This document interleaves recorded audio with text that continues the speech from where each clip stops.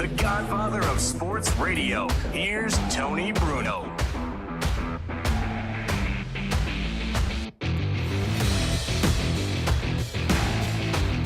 All right, kids. Hi there. Are you ready? It's Tuesday. It's the first day of spring.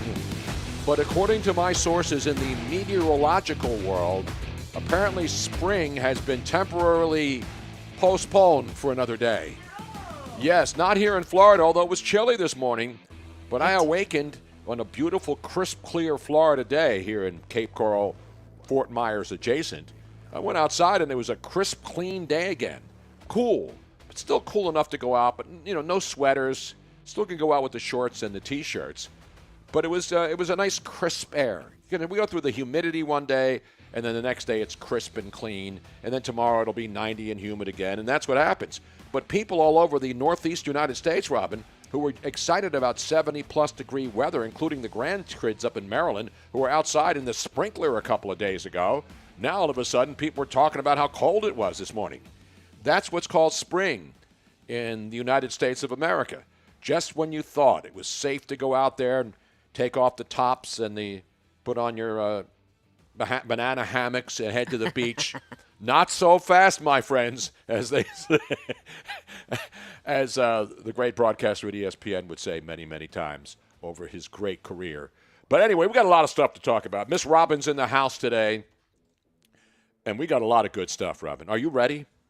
I'm ready. We got play-in games tonight in the NCAA tournament. It's officially time to dance tonight. But dance with who brung you. And we have action tonight. You have your bracket filled out, yes, Robin? Is it bracket time for you or me? Bracket time for you. I'm going to stay away from it because I would be picking based upon uniform colors and you can't do good that. names. It works in horse racing, but it doesn't work. Yeah, it doesn't really work in basketball. But you do that in horse racing. In horse racing, I don't do that. But exactly. I like watching college basketball. I actually like watching college basketball more than I do the NBA. Pros. But I just don't know enough about the teams to do any kind of bracketology. Well, don't worry. Most of the people watching the games, broadcasting the games, thinking that they know the players, the teams, and who the best players are and who the worst players. So maybe I would do okay. Like I should take all the teams and put them on strips of paper, throw them up in the air. Well, all you see do, where I'm they telling land. you right now, many a woman or somebody who, even guys who don't watch college basketball, will fill out one of these, which you can see at this hour is still not filled out. And now I'm still contemplating whether I should fill this out. You need to. You should fill it out for sure. It's not because I don't love college basketball. This is what we should do. We should do two of them. You do one the traditional way, like the know what you're doing. traditional way, like take all the favorites. I'm seeing all these basketball experts all pick 1 seeds. I waited for Shannon Sharp. Did you see his pool? He picked every 1 seed. And everybody knows that the 1 seeds aren't the only teams remaining. And that's what's great about this tournament. You have no idea. We know who the great UConn's great. Houston's great. There's a lot of really, really good teams. But the one thing I'll say about the NCAA college basketball tournament versus the college football debacle is that they try to tweak it every year. And then there's teams that complain. The conferences complain. The Big East got jobbed. Everyone will acknowledge that. Having only 3 teams in, even Rick Pitino, who was pissed off, finally said, you know what? I think the league deserved more than 3 teams in it. And he's backing Seton Hall now, a team, coincidentally, that his team, St. John's, beat, and St. John's and Seton Hall would have probably been in the tournament if they didn't lose to St. John's in the Big East tournament. So St. John's is out. Seton Hall, obviously, playing in the other tournament, the NIT. And so we got a lot of action. What's going on now, Robin? Joe Quills comes up. He seems, you see him, you talk to him, he seems so innocent. And there is a devilish man inside of him. But he's a real man. He is. But he's a man, and he's not even 40 yet. Is he 40 yet? I don't know. I don't know. Joe Quills. Innocent face, not so innocent person. He says, Robin would win. Why did you select Morehead State? I like Morehead. Well, who doesn't? I mean, let's be honest right now. I mean, that's an important thing. You know who went to Morehead State, Robin? Phil Simms. We had Phil Simms on. He's a Moorhead State alum. I was going to say Agnes. No, Agnes Moorhead. Wow, that is great knowledge. You know who Agnes Moorhead was, right, Robin? Yes, I do, actually. She was Bewitched's mom. That's right. She was, what was her name? Esmeralda or something like that. Yeah, no, I forget. On Bewitched. Yes, teams with phallic names have pulled a 215 or 116 upset in the last 3 years. This year it was Longwood versus... It's not this year, hasn't happened yet. Longwood versus Houston, St. Peter's versus Tennessee. And that's what people look at when you're looking at upsets, because you always have that, a 4 seed against the 16, a 1 against the 16, which has happened, but it's very, very rare. And then you have, the 215s and the 4s, 18 will get you 30, actually, here in Florida if you're in a strip club. But that's enough for another time. We'll get into it. And, yes, they're going into the portal now. And I heard Pete Sheppard this morning playing a broadcaster who absolutely nailed it. And this is the problem I also have with the portal. And I get it. Kids have the right now to transfer. But unbelievably, the NCAA, which went through all this rigmarole to figure out who the best teams in the country are, who the first 4 in, the first 4 out, which teams were on the bubble that didn't make it, they allowed the transfer portal to start right after they announced the teams and the pairings in the NCAA tournament, the biggest event of college football's year. And then they're allowing players. And, for example, at Michigan, Doug McDaniel, who's one of the best point guards in the Big Ten, he announced yesterday, Monday, that he's going into the transfer portal. He's a sophomore, great player, averaged 16.7 points a game. And now, his season, in Michigan season, turned bad. When the school announced that Doug McDaniel, had been suspended for the 6 road games, they ended up going 0-6 without McDaniel and winning 2 of their final 19. And as a freshman, the former ESPN 100 recruit, he started 26 games, averaged 8.6, 3.6. And this departure comes days after Michigan fired their head coach, Juwan Howard, after going 8-24. And he was there for 5 seasons. Another Michigan guard, George Washington III, also entered the portal on Monday, and he was averaging, another former ESPN 100 recruit, averaged 1.2 points in 22 games this season. Now listen, Michigan's not going anywhere. They're not in a tournament. They're out. And so these players have the right to move it. And there's 2 ways to look at it. And we will talk about it, because Phil Martelli was an assistant coach at Michigan. And when Juwan Howard was fired, that, in essence, ended his Michigan stay, because we don't know who the new coach is going to be, whether or not Phil Martelli will stay. But, Phil, we're not going to just dwell on the Michigan debacle. We'll talk about his son, coaching now at a Division I school up in Rhode Island. And, of course, he had the great St. Joe's teams, and St. Joe's is in the NIT. So we'll talk all things NCAA college basketball tournament related. The big, the NIT, and, of course, the play-in games tonight, as they call them, the first 4. It's like what they do at the British Open. They will not refer to it as the front 9. They call it the first 9, and then the second 9. And then 99 Luft balloons go up in the air, and everyone starts dancing. 99 and Anyway, so we'll get into that. The portal, ladies and gentlemen. Not portals to hell. Have you been in a portal, Robin, before? Any kind of portal? I have. Portal is it stands for a lot of different things. The transfer portal. Yes. There's not the porthole in chips. That's different. George Washington III, wait a minute, our first president didn't have any kids. No, I don't think that's the same guy. And by the way, if George Washington had kids, they would be like the 17th, 18th, and 23rd generations now. And I'm bad at math, so don't ask me. And I think that I do believe that George Washington had kids, even if they weren't official, because he slept everywhere. Exactly. Anywhere you drive, you go through Virginia, Maryland, Delaware, Pennsylvania. George Washington slept here. Yes. You don't think when he slept in all of these little concrete buildings, everywhere. The cobblestone buildings, that he was banging everything that moved? You know who else was banging everything that moved? Ben Franklin. Oh. He was a real whore master. Yes, he was. He belonged to like some kind of He special went to sex the Hellfire Club. Yeah. He was a member of the Hellfire Club over there in England, where they did all kinds of crazy shit. You know what I'm saying? Not Portal and James. No, it's Bartle and James. Come on, man. Since we have just started the show, I want to do a little homework quickly. Homework, Robin? Okay, try not to interrupt me this time. Okay, so go that do your everybody homework. I'll get some water. Everybody and we'll can get get this party this information. started. Yes. If you are watching and or listening on any of the social media apps, please take this moment, retweet it, share it, copy paste, whatever you need to do to tell your friends. You are our marketing department, and we thank you very much. Getting more views is dependent on you, and we need more views to stay on the air. It's kind of like you scratch our back, we scratch yours. We give you free programming, you do this for us. Boom. It's that simple. If you subscribe, like, we're not asking you to pay for anything, but if there's any place that you need to follow, subscribe, whatever that is, do it please now, because that helps if you haven't done it yet. If you are listening, if you don't have the TBSN app yet, the audio app, please download it from your Play Store or App Store. It is also free to download, and the more subscriptions we have, the better it is for us.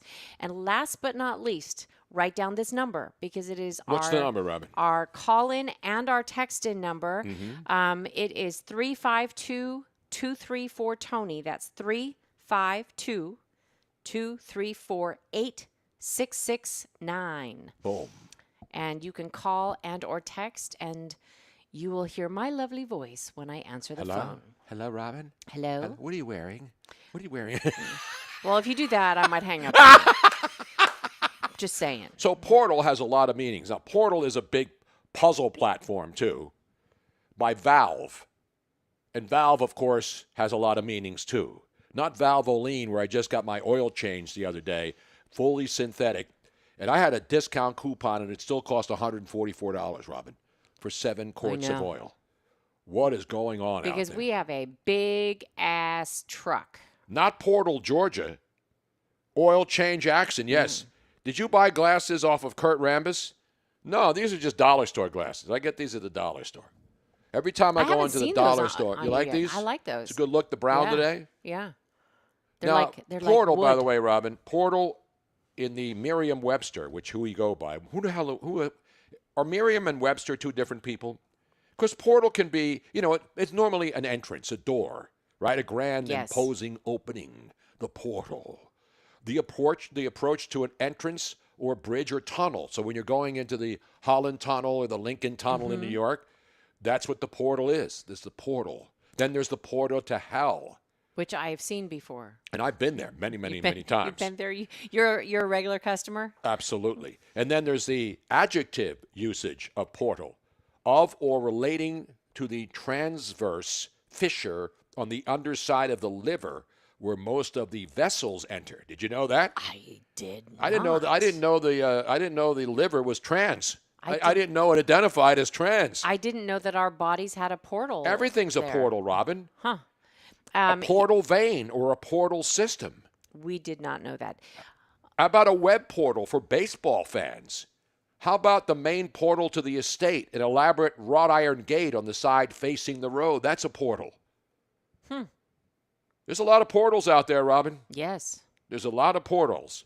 Not portholes. I like those, too, because I'm on a boat and I'm out in the ocean. I'm fishing. I got a couple of hot chicks putting body oil all over each other. That's what I'm saying, Scott Pinky says that, bam, Miss Robin with a 900 number line. That will pay for the house. Absolutely. 900 number line. Can I start my own, or do you have to, be part of an organization? I don't know. You can do anything you want these days, Robin. You can do whatever you want. Hello, you've reached Miss Robin. I used to do those. What would you like me to do? I did a lot of phone line things back in the day. Did you? Dirty phone lines, yeah. Because, guys like to talk to sexy guy voices, too. Wait. Whoa. Back in the day, Robin. Whoa. Way before Robin. This is new it's information. WBR. Way before Robin. Seriously, I'm hearing this. I mean, I knew that I did a lot of on hold call stuff. But I didn't know there was any sex line stuff. Well, that came, that was a popular thing back when I needed money, and it was the 70s, and I was a young kid just trying to get my way into the broadcasting industry. And so people would call me and say, hey, I am shocked. You have a lovely speaking voice. Would you like to go on and talk dirty to people? And again, you don't have to do anything. You don't have to meet them. You don't have a chance of what's his name coming up and meeting you. Right. What's the guy from NBC who's back on again? Hansen? Chris Hansen. Chris Hansen's not going to walk in one day. Excuse me, why don't you have a seat there at the kitchen Well, table? I mean, you're getting paid to. Exactly, but you're do this, faking right? it. You know, it's like did not know prostitutes. this. It's like strippers. It's like when you go into an adult club and you give women money, and then all of a sudden you think they really care about you. Dean says this is old news. Dean, this is new news to me. I knew about the phone. He was like if you called a business, you got his voice, and it was like the operator. When you would call, for example, I'll tell you one on hold. On hold stuff. I did not know there was a sex line. Yes. Oh man, when we're off Robin, the air, when you have a lovely speaking voice and average intelligence, there's a lot of things you can do to make money, Robin, without breaking the law, without selling your body. You are selling your soul, but you're not selling your body. There's a difference. Selling your soul. Is that where you learned how to talk dirty so well? No, I learned that in actual everyday life, Robin. Oh, Salty Actually, Dog. I learned it from watching Play Misty for me. So hold on a second. Remember when Clint Eastwood movie, yes. Play Misty for me? Salty Dog UK from the calling from England said, "I thought I'd heard that voice before somewhere." Salty Dog across the pond. You dirty dog, you. Oh. Meanwhile, This is crazy information. this is what you learned on the show. See, Robin and I have been together 16 years, and she didn't know. I didn't hide it from her. You know, I've done a lot of things in my life. Oh my God, your daughter, Deanna Bruno. But nobody knew who I was. By the way, Deanna, hi, Deanna. I love you, Dee. Where are you? Deanna, I am as shocked Come as down you here, are. Deanna. Come to Florida where it's not cold. Deanna, I'm so sorry you had to find out this way. I turned in at an interesting time, she Yes. said. I'm just talking about doing voice stuff. Uh-huh. I've done reading for the blind. I've read books for the blind. Yes, I've done that as well. I've just never done. And people would call me, "Hey, Tony, would you do this?" And I say, "Yeah, how much?" And then they pay me. But I didn't have to go out and whore myself. No, That wasn't breaking any laws. Hey, if somebody wants to pay me to do a 900 number line, Are they coming back I would now? do that. Are they if coming it is, back? I would totally do that. I think so, too. I think we should start our own. After the show, we'll do a Tony and Robin's private voice message system. Now, they have these other things. What are they called? The things where you get paid. You pay people. Yeah. To like say, "Hi, it's your birthday, and I really don't care about you, but I'm pretending to care about you." What is that called, Robin? Not movie phone. It's what all these celebrities do. They take a lot of money. It's not candid, but it's something something like that. Something like that. Yeah, it's a whole new meaning to Into the Night. Yeah, really. Cameo. Thank you, Wax Wag Sid. By the way, as Steve Krause says, I'm reading a book in Braille. Something exciting is about to happen. I can feel it. Oh, come on. And then Dean pipes in, will the number be 1-800 yell at me for Tony? Yeah, really. So give me your credit card number. Enter your credit card number right now. Cameo, thank you, What the Fauci. Not the group Cameo. No. Remember Cameo, Robin? I do. You actually have an account on Cameo. No, not that account. I haven't used it. I'm talking about No. Cameo, the group. Don't you remember Cameo? No. Come on, Robin. That's awful There knowledge. is a group called Cameo? Yes. Well, once those music starts playing, I'll probably remember. You have to look it up, though. And it's another group that you probably wouldn't have listened to. Cameo Candy? No, it's an actual singing group. Yes, Cameo performing Candy. Can you play a little? Or She's Strange. Let's see. Let's see if I recognize Let me this. hear it. Yeah, it's like candy. Remember this song? I Crank it remember up. this song. This is Cameo, yo.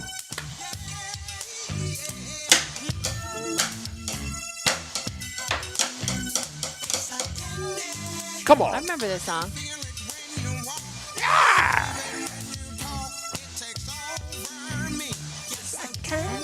Oh my God, that hair. Hold on a second. Where are Cameo now? They coming back? They should make a cameo on this show. That's old school, man. I'm not talking about the fake You know, top. But there no, was that's some, back in the the Kid and Play days. Yes. Remember? Because they had the hair and then it was cut straight across at the top. They had the shoulder pads in the suits. Yeah. But there was somebody else that had like a major blonde blowout fro. That was there he is. Whoever that was. It's like I think that's a chick. No. There was another guy. Anyway. That's coming back, that look. It's coming back, Rob. See? How much meaningless information do I have in my head? And I remember that because that's old school funk. That was the jam back in the day. It was. It's like candy. Word up, Robin. Word up. Wait, did I miss Tony yelling at Robin to start the show? Yes, you did, Steve. No, you didn't yell at me yet. I tried. I said you People missed can it because still I tune didn't in. do it. It's not something that's written into the contract that is a requirement every day. There are multiple hours where I don't yell at Robin. There are several hours in the day where there's no yelling. Joey B. Robin looking all Florida Country Club today. Golf Yeah, you shirt, do, Robin. You looking do sharp. look fun. You look like either a nasty nun of some sort of sect or that you're going to a country club to play polo. And you're going to get on a horse with the mallet Yes. and play polo. You know what I'm saying? I like that. Exactly. All right, now that we got that all straightened out, what Let's get back to sports.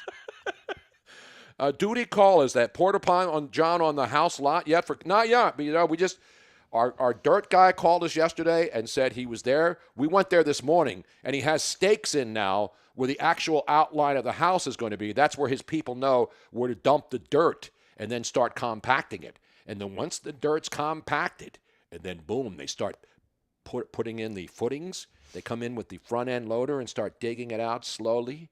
And somebody down the neighborhood from our lot has an RV sitting in the middle lane. And this is on a busy street. It's on Burt Store Road. And right in the middle, he's got like a fifth wheel hooked up to his truck. And he's sleeping in it, waiting for his house to be finished. Looks like one of our old It looks like our old fifth wheel.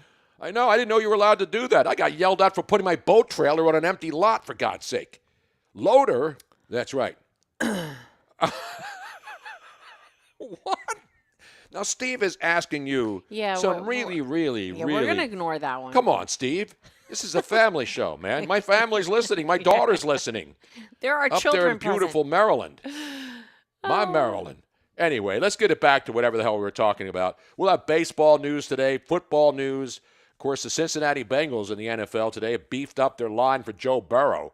So obviously one of the big problems with Cincinnati was that Joe Burrow got sacked all the time and got hurt all the time. And so today they signed 6'8", 370-pound tackle Trent Brown.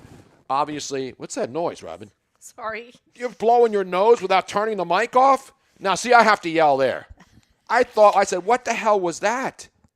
What the hell was that? I did not think that was going to be quite as... I know. I don't know what's going on back there. Damn it, Robin. Now I have to really yell. Well, that scared the hell out of me, first of all. And I hear... It wasn't How that long have you bad. been doing this? It was an accident. Tony? Yes, Tony on the edge today. Tony, you need to switch your audio over. I'm not on, that's what I'm trying to do. But then you pulled up the stupid microphone and my head I almost looked like Linda Blair in The Exorcist. My head almost turned around completely. But anyway, we'll get it back. We got a lot of college basketball. Phil Martelli is going to join us later. You can join us anytime you want by calling the phone number. And you know the number, 352-234-8669. How about that, Robin? I'm impressed. How about that? I'm impressed. And you can text it, and people are ready. Give Robin one of those. Timothy Philip McDevitt Sr. I do what the audience requests, and I believe you have earned your first one 25 minutes into the program. And Steve says, and the show has officially started. The show has officially started. Except you can't do it because you haven't switched your audio. I know. Did you switch it for me, Robin? No. Do you normally switch it for me? No. No. Do I normally switch it for myself? Yes. Now I have to get out of everything and go switch this bitch. You just need to minimize your screen. I don't like minimizing, Robin. I like everything at the max. Oh, my God. Would you like some help? To the max, yo.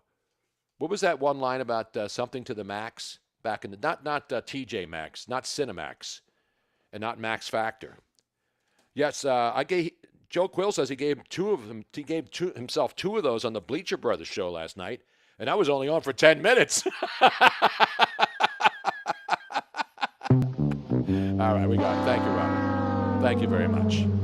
Thank you very much. Anyway, so we mentioned Trent Brown now joins Orlando Brown Jr., and now they're beefing up that offensive line in Cincinnati. Of course, Trent Brown was drafted, I believe, by like the 49ers back in the day. So he's been in the league 10 years.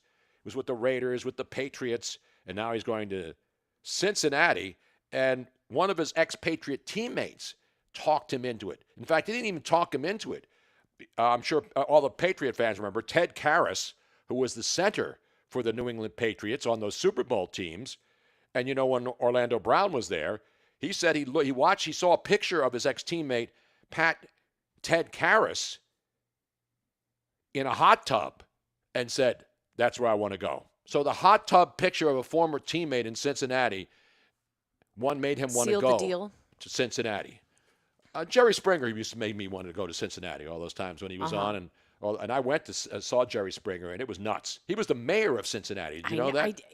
I recall that. Jerry Springer, the late, great Jerry Springer, was the mayor of Cincinnati for a long, long time. Not Max Baer Jr. or Sr.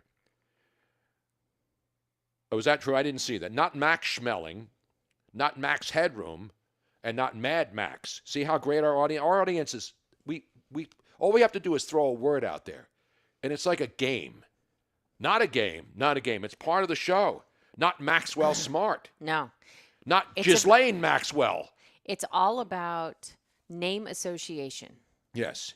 And you know what it does? It keeps your brain fresh. Now, I'm getting older. And so what I do every day, I get up and I go on Twitter, and I see silly posts, and then I think of the first funny thing that comes to my head.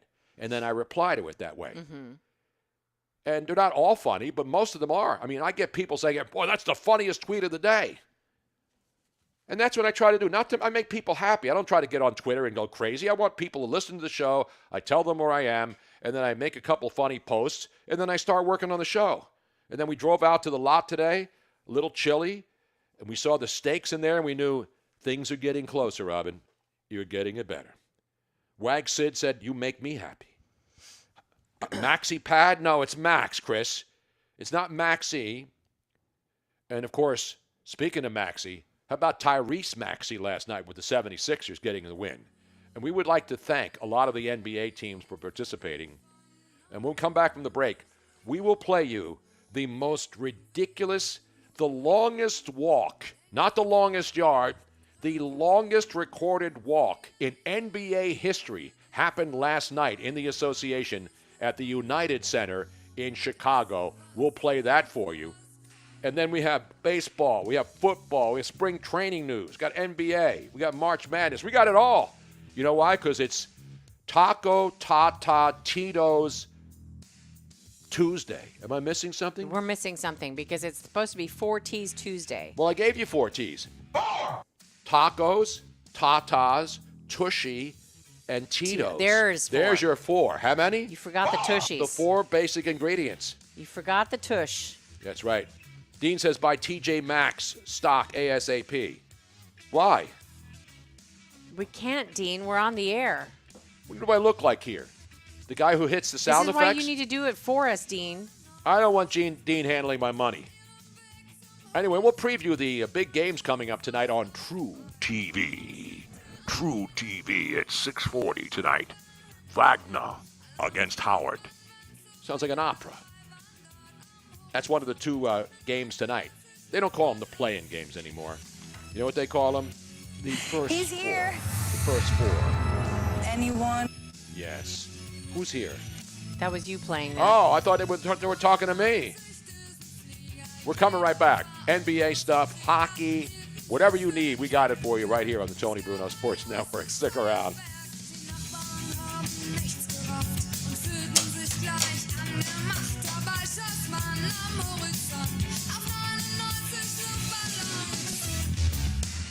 It was meant to be. Tony Bruno on the Tony Bruno Sports Network. It's basically tennis for babies, but for adults. It should be called wiffle tennis. Pickle! Yeah, We pop up on them like a These guys are intense. We got nothing to worry about. With E-Trade from Morgan Stanley, we're ready for whatever gets served up. Dude, you gotta work on your trash talk. I'd rather work on saving for retirement. Or college. That's what you like at school. That's a pretty good burn, right? Got him. Game. Thanks for coming to our clinic. First one's free. Bud Light presents Real Men of Genius. Real men of genius. Today we salute you, Mr. Athletic Groin Protector Inventor. Mr. Athletic Groin Protector Inventor. People love to play sports, but they don't love it when they get hit in the twig and berries. Oh! For years, cringing fans watched as man after man went down. But then you came along and said, "Here, stick this in your pants." Nice to meet you. The errant headbutt, the inside fastball, the wayward high five, all no match for your crash helmet. I'll bring it on. Sure, some athletes shun them, but don't worry, they'll come around. Show us the way. So crack open an ice-cold Bud Light protector of the package and know that we're just nuts about you. We're just nuts. Bud Light beer and Those make no sense. Marinated in Louisiana spices, hand battered and flipped, and then we have the audacity to call all 5 flavors fast food? Someone could really say something or order something. Have that chicken from Popeye. Now back to the biggest sports network on the planet, the Tony Bruno Sports Network.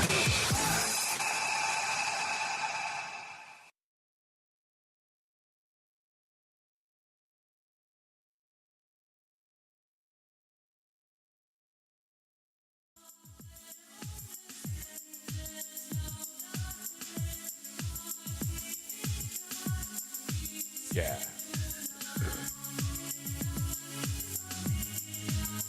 Oh, I like this.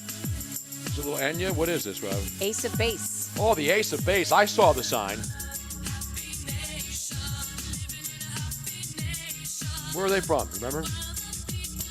They were Eurotrash, weren't they? I think they're Eurotrash. Eurotrash. I think you're correct. Let's see. Somebody else will probably get it faster than we did. I saw the signs. Yeah, they were good. The chicks were hot too. Remember them? All That She Wants Is Another Baby. Swedish. Oh, you Swedish can tell. pop group.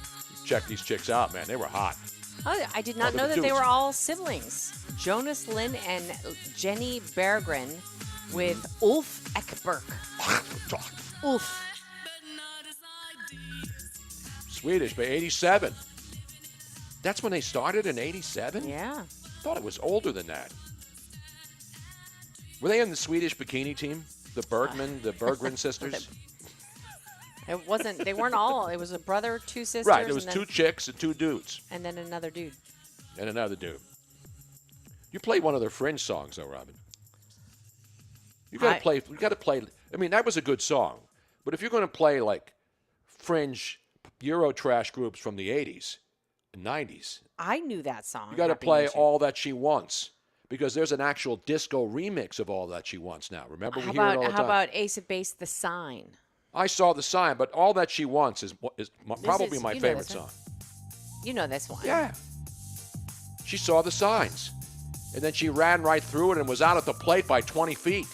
You got to watch the signs.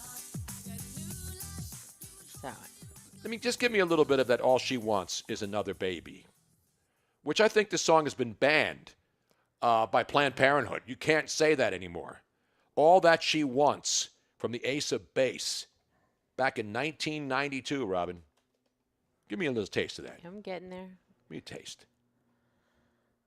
Because we heard a different version, like a trance version on like Sirius XM Chill. Right. They did and then they do the mixes. Yeah, the which are remix. good. Lonely life. She leads a lonely life. Mikel Estropia is saying tapping in from a casino. Which casino is that? Yeah, where are you? What casino are you tapping in from? Another episode not on YouTube. I know. What the Fauci? You're telling me. Not Olmedo Signs. That's great knowledge, Don Wallace, from the great Olmedo Signs. former Major League Baseball player. That's the best signs poll ever because it's not spelled S-I-G-N-S. You know who else had a sign? Yeah, you know who is? My favorite reporter. Well, from, yes, but I'm talking TV. about, I'm talking about sign. Somebody had a sign in their front yard over the weekend. What did it say? Yard sale. Oh, you want to go to that now, Yes, Robin? let's go to that that's now. a good tease right now. Thank you. I was trying to like set trying up. to get I'm you. trying to set up tonight's the big games tonight, Robin. We've got Wagner. I believe he's written some good movements for tonight's game. No, it's Wagner. The Wagner Seahawks. When did they change their name? They didn't used to be the Wagner Seahawks, did they? So the Wagner Seahawks are taking on the Howard Bison tonight. Wagner in that NEC conference, and they were 7-9 in the conference, 6 behind Central Connecticut.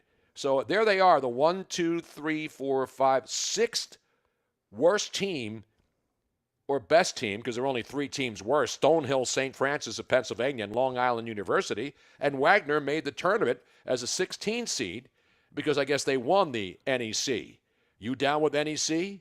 Yeah, you know me. So they'll be playing Howard, the Howard Bison. And Howard is a slight favorite tonight, Robin. They're minus 3.5 points. That game starts in the West region tonight on True TV. Now, if you tell me where to find True TV on my TV, I'll thank you. I don't know what it's on.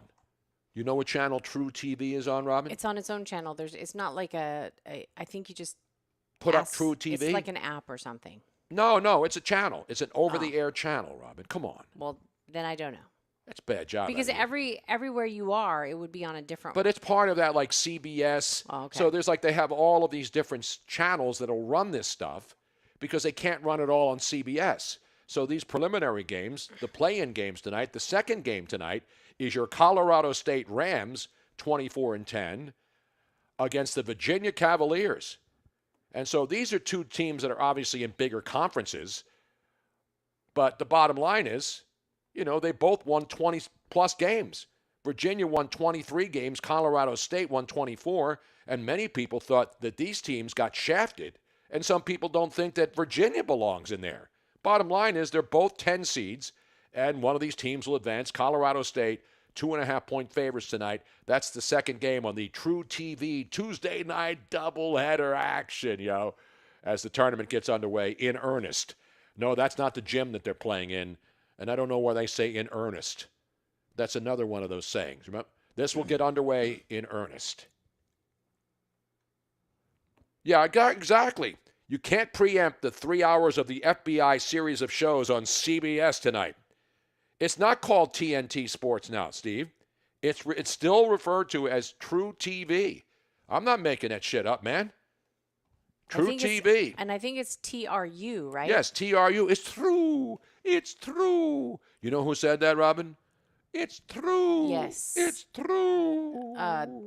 Madeline Kahn in Blazing Saddles. Was she Hedley Lamar? No, Hedley Lamar was the guy, and I kept telling you that. Yep. It's True TV. It's part of the CBS family with all those other TV channels up there. It's true. It's True TV. I can't find out They where do. Dean says they do have a True TV app now. Okay, well, good. There you go. Well, that's for people who cut the cord. Lily von Stupz. Lily von Thank you very Stupp. much, Jack O'Donnell. Jack knows his stooping up there in Bucks County. Yes. Where there's been a lot of stooping and crazy stuff going on. Patty Perk says, I can't help you with that. But if you have we have what's it? YouTube TV, right? So we have YouTube TV, which we got for the NFL season, but we still keep it, and that has all the channels on it. But then we also have Max, and the one thing I found out about Max is, for example, the shows that I like that are taped, when you watch them on Max, they don't have commercials. I know. You love that. Like my gold shows, my gold hunting shows, I watch them, Expedition X with my boy Josh Gates. There's no commercials when I watch it on Max. So that's the good thing about Max. And we talked about Max earlier. Isn't cutting the cord a vasectomy? It's a good question. It is. And we already discussed that yesterday. Yes, we did, because this is the week. This is the vasectomy week in the United States. When married men or single guys who don't want to have kids and think getting a vasectomy is going to prevent them from impregnating someone, they get the vasectomy so that when they're sitting at home on their asses, which you really shouldn't do after a vasectomy, I think you should be out riding a bike. I think you should be running a marathon and then make sure everything doesn't come apart. I think not.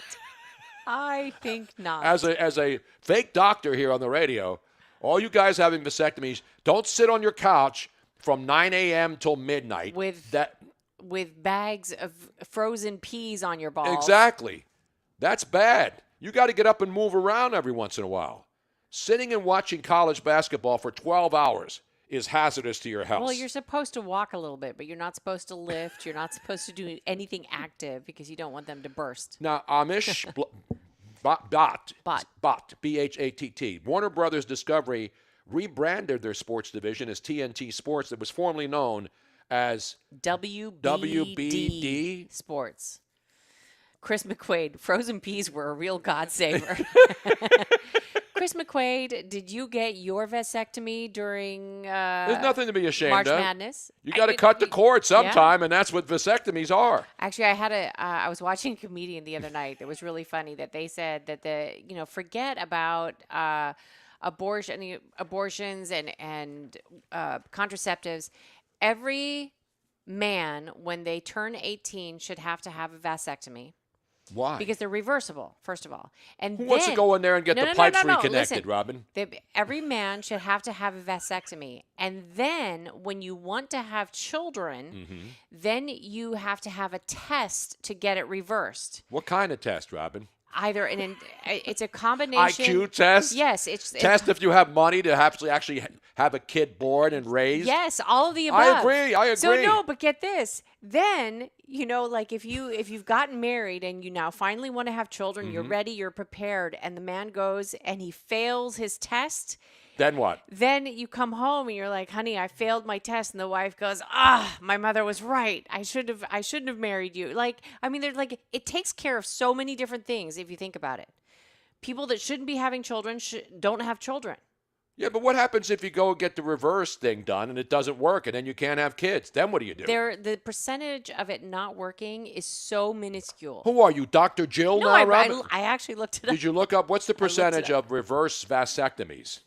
Which is not the same as reverse cowgirl. That's a whole different Chris thing. McQuaid said that, no, he got his right after July 4th. The nurse was smoking hot. I didn't even say hello, just went right to the, is it cold in here?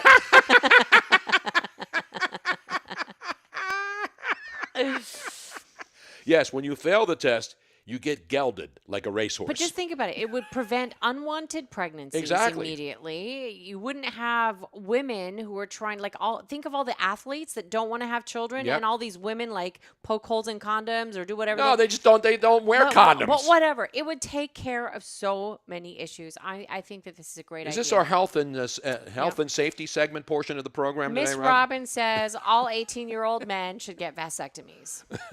That's my platform. Oh, Joe Quills, this one may be too rough for our audience. Not a reverse exorcism where the devil tells the priest to get out of the little boy. Oh, come on, man, that's just wrong. That is absolutely horrible. Joe Quills, God love you, but sometimes your brain it works in very mysterious ways. Well, and that's why we love Joe. But anyway, can you put my machine back on, Robin? I couldn't even play a sound effect. Get out! All right. All right. Now let's get it back to get it back to football. Yeah, you know Jim Harbaugh, right? Yes. Jim Harbaugh, great coach at Stanford. He was a great coach. Has 7 children. In the NFL. And then, of course, he went to Michigan and won a national championship not that long ago. And then he took the job with the Los Angeles Chargers to be the head football coach. But he lives in Michigan. Yes. Pure Michigan. I don't even think he's a Youper guy. I looked up his Wikipedia page. It's probably the longest Wikipedia page I've ever seen. Well, look at the guy's career. It is just, you keep scrolling and scrolling. So he has 7 kids? 7 children. He is a good Roman Catholic, although he's been married 3 different times and has 7 children. Is that what good Catholics do? Be married 3 different times? I meant the children part.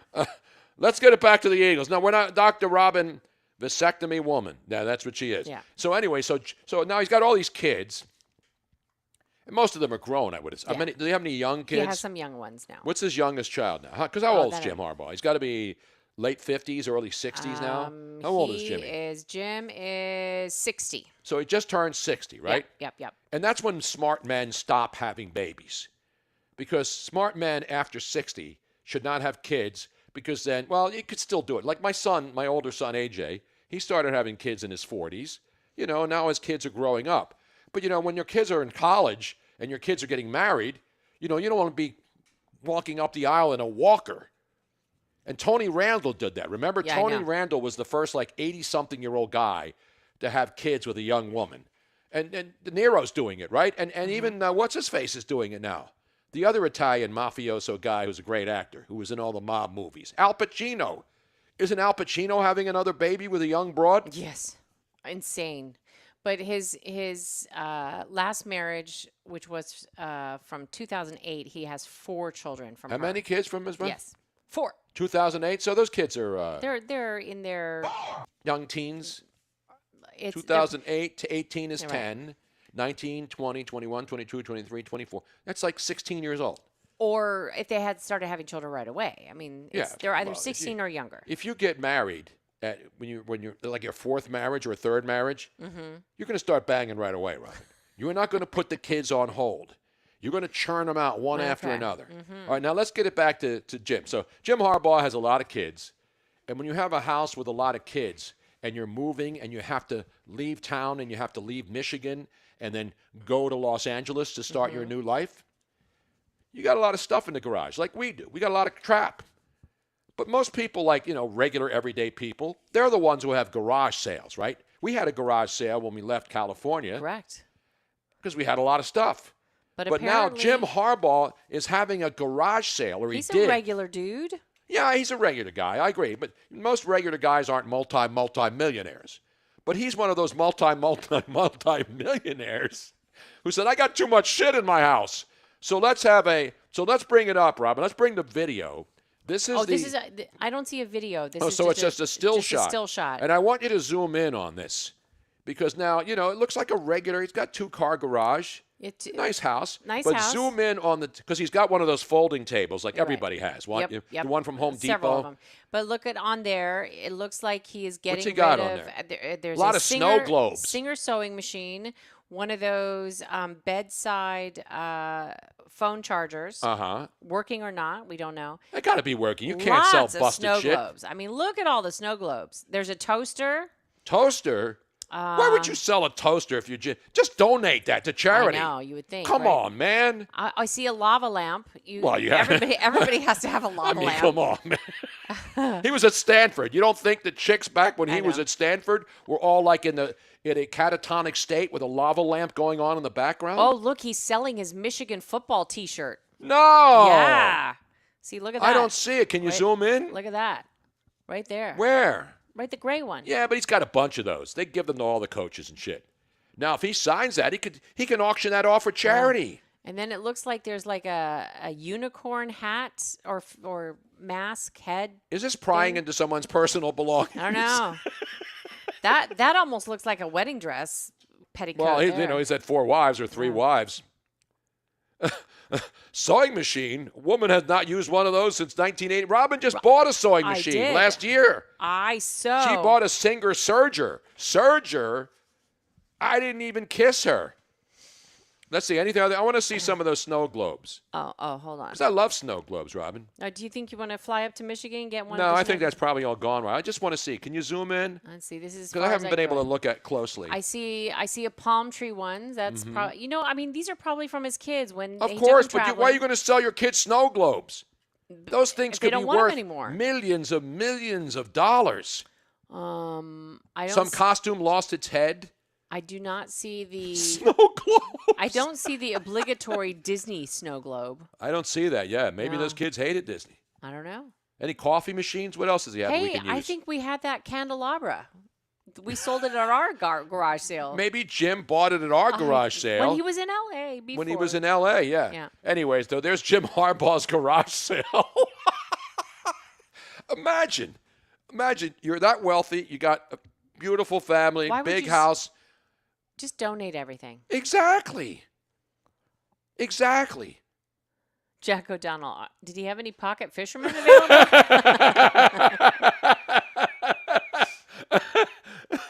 No, but now you remember, you got to go to your garage, take out the folding know. tables, bring out those. We used to go buy those in like Well, here's IKEA. the, yes. You know those things where you hang dresses Yes. up and stuff, Here's and the then you take them question. apart and bring them back to the store. What I want to Yeah. know, because there's not a picture of this, what I want to know is if Jim Harbaugh is sitting in the garage in a folding chair Yes. with one of those little boxes with quarters and dollars. I had one of those things where you like the conductor's hat, and when we did our garage sale, I had one of those things on, and Yeah, you got yeah, change. the You need change maker. change. You need change for a 10. But I want to see, him sitting there, with a drink. Does he have the little stickers on it like you buy Yes, at the and dollar you put store? all the little- You put $3 on it, and then somebody comes in. I want to see him sitting there going. See, and if somebody comes up to him and haggles, saying, "Okay, I know this says that it's like $4, but will you take $2 for it?" When we had our garage sale early in the morning in Venice at our home there, we took the stuff out. And the one thing about garage sales, if you announce it beforehand, there will be people waiting outside your Yes. house when it's dark out. Yeah.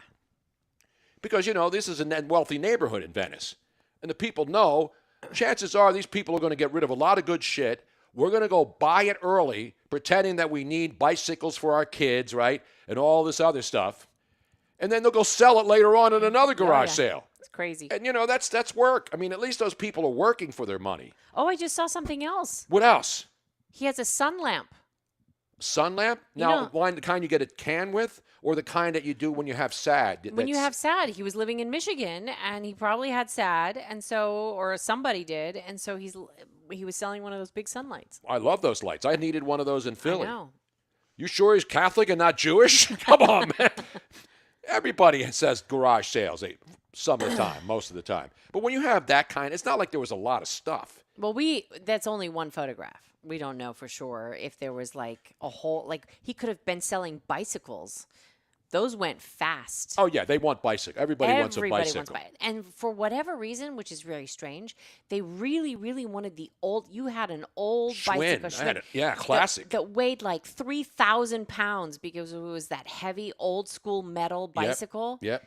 Man, they wanted that one big time. Hopefully things don't go wrong for Jim and he'll be selling his national championship ring a few years from now. That's what you see all these former athletes who had a lot of money and then lost it all, and they start selling their Super Bowl rings and their Super Bowl trophies and all that other stuff. That's sad. You have to have that. I mean, I have all my trophies.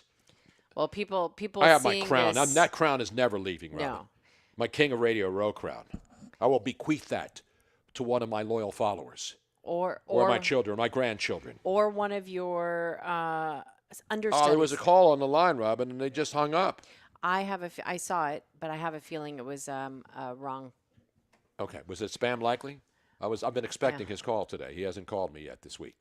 Anyway, we got a lot of stuff. So we'll have the longest walk in NBA history coming up. Mm-hmm. The San Francisco Giants today, baseball team, after they screwed over their longtime public address announcer, Renee, who everybody in the Bay Area knew, local radio DJ legend, African-American woman, the first African-American woman to be the PA announcer for a Major League Baseball team. And just like that, the San Francisco Giants announced yesterday that they parted ways after 24 years. They said, we can't pay you what you want. Really? That's what you're doing, Giants? This is one of the legendary franchises. Yeah, and they don't bring their public address announcer back for her 25th season. That's crazy. Over money.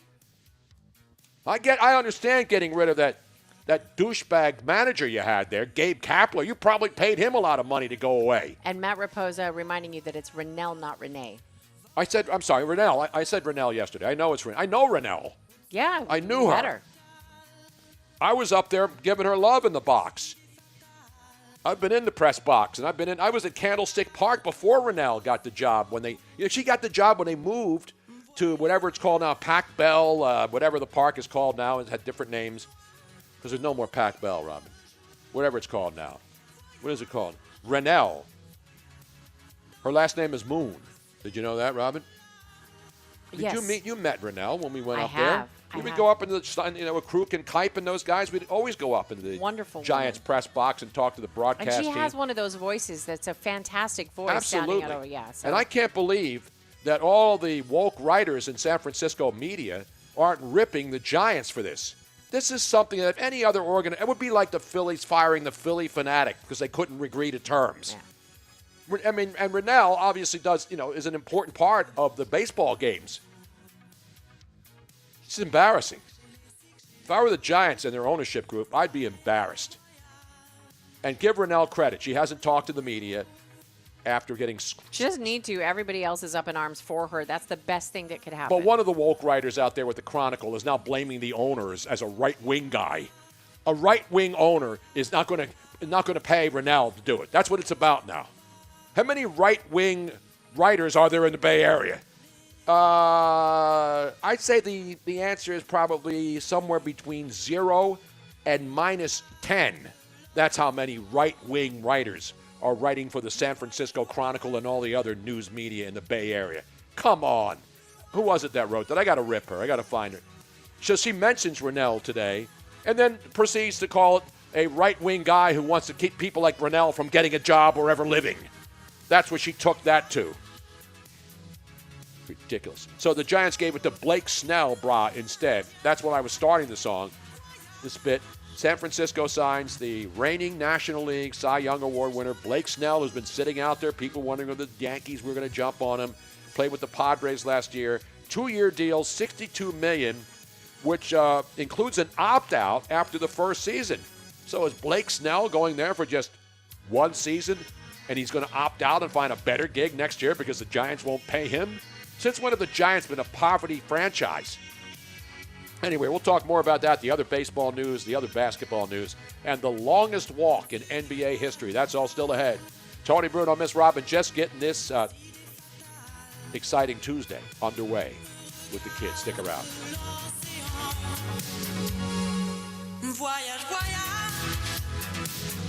It was meant to be. Tony Bruno on the Tony Bruno Sports Network. 36,000 feet in the air when... Excuse me, is there a doctor on the plane? I'm a doctor. The name's Umstick. Dr. Umstick. Get my bag. Stat. Sure. Sweet, creamy relief. Am I gonna be okay? I have no idea. I'm not a body doctor. What? Where did you all get those? Somebody help me! I'm sorry about him. Another day, another drumstick. Bud Light presents Real Men of Genius. Real men of genius. Today we salute you, Mr. Bowling Shoe Giver-Outer. Mr. Bowling Shoe Giver-Outer. Your tireless efforts keep our feet comfy and sanitized with mountain freshness. Mountain freshness. Instinctively, you match left shoe with right, carefully placing each pair in its own tiny shoes. One wrong move, and we're on the fast train to Blisterville. Is he a 9.5 or a 10? You know. Why? Because you're Mr. Bowling Shoe Giver-Outer. We couldn't move without you. So crack open an ice cold Bud Light, mister, and know it's no accident those shoes are red, white, and blue. No, we couldn't move without. Bud Light Beer, Anheuser-Busch, St. Louis, Missouri. Ladies and gentlemen, you've been waiting, and now it's here. TBSN, the Tony Bruno Sports Network. Make some noise! The Tony Bruno Sports Network. Download the app. Tell your friends the game is on. TBSN.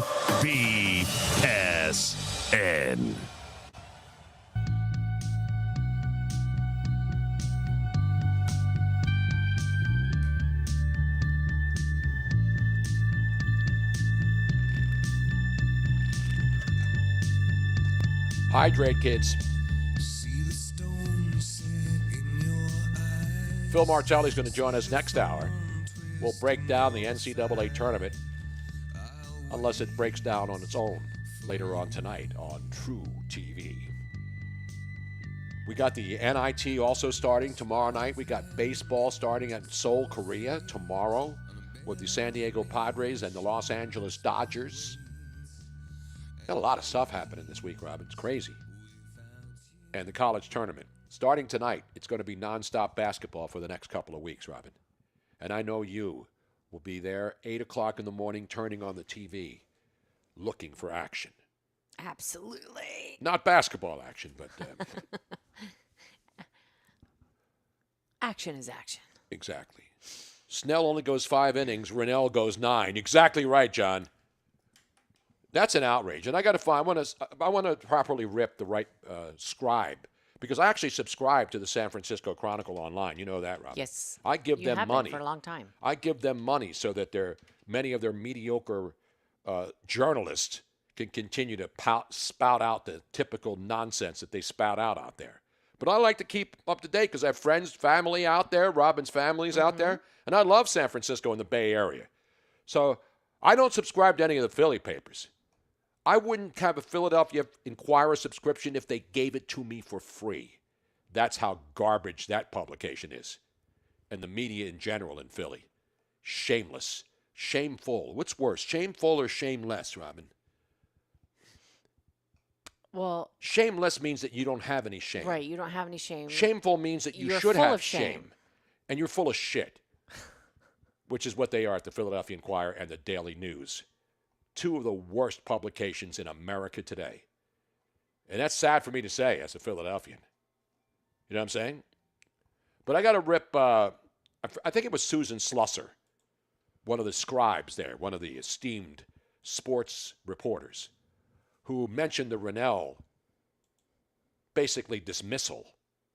You know what I mean? Well, I mean, it's... And then she goes on to blame the owner. Well, and I guess you blame the owner, but do you think the owner was stupid enough to not realize? It's not the fact that the Listen, writer, I'm not in favor of. I don't support any owners. No. They're all slapdick scumbags. The writer made it a racist Most of thing. them. Yes. Where in reality it's a cheapskate money thing. Exactly. It has nothing to do with racism. But of course, writers in the Bay Area, Mike Silver and guys and people like that, all they do is race hustle. And they're white people. They're guilty white people who think that they're going to get their cool pals and all the cool kids that they hang out with on weekends who all went to Berkeley and all went to Cal and all went to Stanford to hang around and sit around and drinking their Chardonnay up in the wine country and snubbing their nose at regular everyday people, that they're going to play race. Race isn't about everything, Susan Slusser. Race isn't in everything, Mike Silver. So get off your stinking high horse. No wonder why you haven't been able to keep one job for more than a year. You keep bouncing around. Yeah. And Mike Silver was a friend. But Mike Silver has gone beyond woke. And he's a strapper. It's sad because, not like we said, not everything is racist. Sometimes it's just about being a cheapskate. But no, everything is racist now. And that's the problem. Everything is racist, Robin. And it's not. Exactly. Even if you think it is. And if you can confirm that it is, then I will agree wholeheartedly. But don't start throwing this shit out every single day. Meanwhile, we got this NBA story, Robin. This is bizarre to me because, I watch highlights, and that's the great thing about games. We have all the highlight sites. But so I caught this one today. So the Chicago Bulls. And you know a lot of referees and... Yeah, and it's not even about officiating. It's about how the hell did this happen in the game? So the Chicago Bulls are playing one of the poverty franchises in the NBA now, the Portland Trailblazers. Remember, Portland was good. They had a bunch of young players up there, and then they had the superstars, and then they started leaving. And now Portland is basically another one of those sad Seattle-type areas where everybody's pissed off and mean and walking the streets and living and it's bad enough that it rains all the time, but the weather sucks. And it's a beautiful city, and so is Seattle, by the way. But Portland is just a disaster area right now for sports. Again, Seattle and Portland, beautiful cities, but they've gone to shit. But that's not my fault. There's nothing I can do with it or for it. You know what I'm saying? This particular video was played, and we're watching the game. And Well, I wasn't watching the game. I'm not watching the Chicago Bulls Portland Trailblazer replay. game on a Monday night, Robin. We're watching the replay, and you said, Robin, come look at this. And it is the longest walk I've ever seen. Twice in a row. You can walk across America. Remember Hands Across America Yes. back in the 80s and everybody was holding hands? That walk wasn't as long I mean, as this walk. My coach in high school would have been losing his mind, saying, "Walking, look at it, walking." So, But that's not a walk. This is a walk. So this is now that I mentioned Portland's putrid. They're bad. They know it. Everybody in Portland knows it. So they're playing the Chicago Bulls at the United Center, and then all of a sudden, Delano Banton. He went to Nebraska. I remember that. Young player, guard. And what does he do? He gets the ball and then starts up the floor. Let's go to the tape. Let's do it. I'm going to play it again, Robin. You started it before. So here he is. Watch Okay, one hold on a grip. second. Let's count the steps now. So he takes it right at the top of the ready? key on the side. Yep. Okay. Okay. So he's got the ball. 1 foot. Then there's a dribble. 2. Then 3 feet. Then he stops. Wait, and then he skips a beat says here. Look, he keep- skips and he lands on both feet and starts dribbling again. And now 1, And 2, then 1, 2, 3, 3. 4. And then he misses a layup. It's unbelievable. I mean, how was that not whistled? That wasn't a travel. That was cross country. That is unbelievable. Well, I love the skip. He gets to the center. Yeah. He gets to center court. And right there, he stops. He drags his back toe, and then he starts dribbling again. Why even have... How many different violations were there? I mean, it was a carry. There were 60 steps. I mean, it seems like if that was allowed, they're just getting rid of the traveling rule. Exactly. Like, Let's stop dribbling. I mean, it's much easier when you can just run down the floor. Just carry the ball. Carry the ball. Well, you know, I had a video yesterday. You have to find this. There's now a Russian basketball league. I'm not making this up. I think that's what the NBA. Yeah, can we play a block of Aerosmith with Walk This Way? He should play running back for the Eagles with that charge. It wasn't even a charge. So what video? He had more steps than actual dribbles in the entire length of the court. Look it up. It was on social media yesterday. It's a Russian basketball league where they're allowed to tackle each other. I'm not making this up. You have to find it. It's Russian basketball players who are just basically grabbing each other and throwing each other down on the ground. And I'm all for the NBA. I'm all for that. Right. Hold on. Let me see if I can find it. 3 effing dribbles, says Kevin Stone. Russian basketball tackle. Yeah, because we showed you the other one. Remember, we showed you the. Here's one. You've never seen basketball like this. Hold on. Yeah, this is the Russian basketball league, and you know I'm not a puppet for Putin, and I don't support the Russian government or the other shit that goes on. But I think the NBA should be watching this. This is what we should be doing in the national and with kids in elementary school and kids in high school. It's like let's go to the tape. It's like wrestling and basketball combined. Watch this. Tell me this wouldn't go over big. Look at the moves. Look at all these white dudes. And he goes up, and did he score? Get my head out of the way. I want to see the basket. Did y'all just see that? Yes. No, Let's watch it again. Okay. All right, so the guys can't shoot for shit. And then, look, they're on top of each other.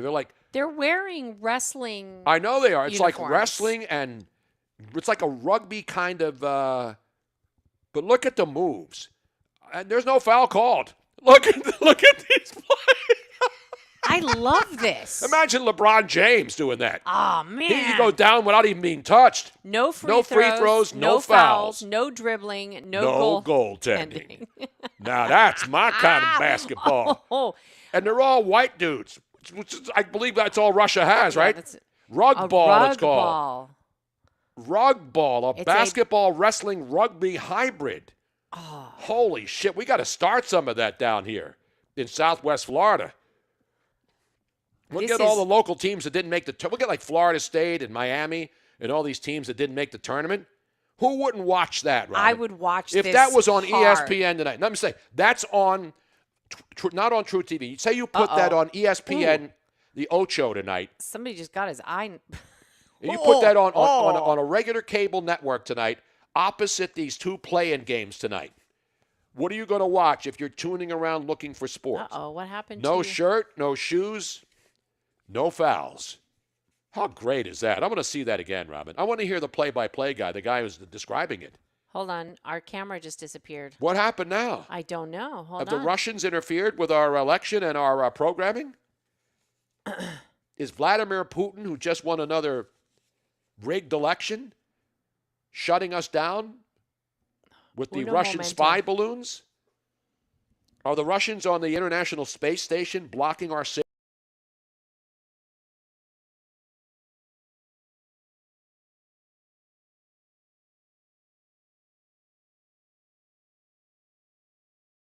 I could watch that all day. I told you I saw a clip of it yesterday, and then I couldn't find it. It looks fantastic. Let's watch I'm it with again. you. Turn the sound on. I want to hear the broadcaster. He's getting mauled for no reason. 4 whole seconds into the game, and dude already doesn't give a damn. First possession. Let's see what happens here. Yeah. Wrestling. The blue and the red guy. Blue and red. He's going to try to take it to the hole, but no, he's pulled down underneath the basket. Look, there's three different. Dude just absolutely wrecked his elbow, and we're just supposed to act like it's normal. My guy, are you good? Oh, and there's like 3 different pairs. This is the best combination where of sports. they're wrestling, holding each other. Wait. Man's just got smoked. Ooh. And then pops back up like nothing happened. He did make a fractured skull. I gotta get back on defense. No helmets. Guys, knee pads though. This is not a foul. This in the NBA, this is attempted murder. And this guy's getting choked out. Red is just looking for a reason. Did he give him the stunner? Did he just give him the stone cold stunner? Like, dog, you're telling me I can't just end this man right here, right now? I thought this was rug ball. 5 minutes into the game, and the whole place is unraveling. All right, next play. Dude puts up a brick. Surprised it didn't shatter the backboard. He doesn't give a damn. Immediately chases the rebound like his life depends on it. Meanwhile, his teammate is actively putting this guy to sleep. They couldn't care less. They're on a fast break. Oh, loose ball? You get wrecked. Okay, so on this next play, I'm not sure if this guy is a point guard or a hitman. Hold on a second. I feel bad for everybody that's just listening on the audio. No, but at least he's doing play-by-play. Yeah, he's doing play-by-play. But you need to look this up. Look up. We'll post it on our social media. Yeah, Robin. I'm going to post this on social media. Post it on at Tony Bruno Nation. At Tony Bruno Nation. This is must-watch TV. This is hysterical. I want to start this league in the United States. Yes, Philadelphia Public School says Brittany Griner would get her 20 and 10 in this thing, man. Yeah, that's belly-to-belly suplex. Kurt Angle would be proud. This is awesome. That is great. Rug ball, yo. See, Vladimir Putin, I mean, the guy just knows how to put on a show out there in the Soviet Union, which isn't the Soviet Union anymore, and it's not Mother Russia. But they play their sports the way men play their sports. You see that? That was all men out there, Robin. I don't think any of those players out there identified as anything other than jacked up men. And you see them, most of them could barely move. So you know they're like muscle bound. Oh, they're jacked. I mean, they look like they couldn't move except throwing shit down. You know what I'm saying? Now, that's a group of players Bob Knight wouldn't fuck with. ECW.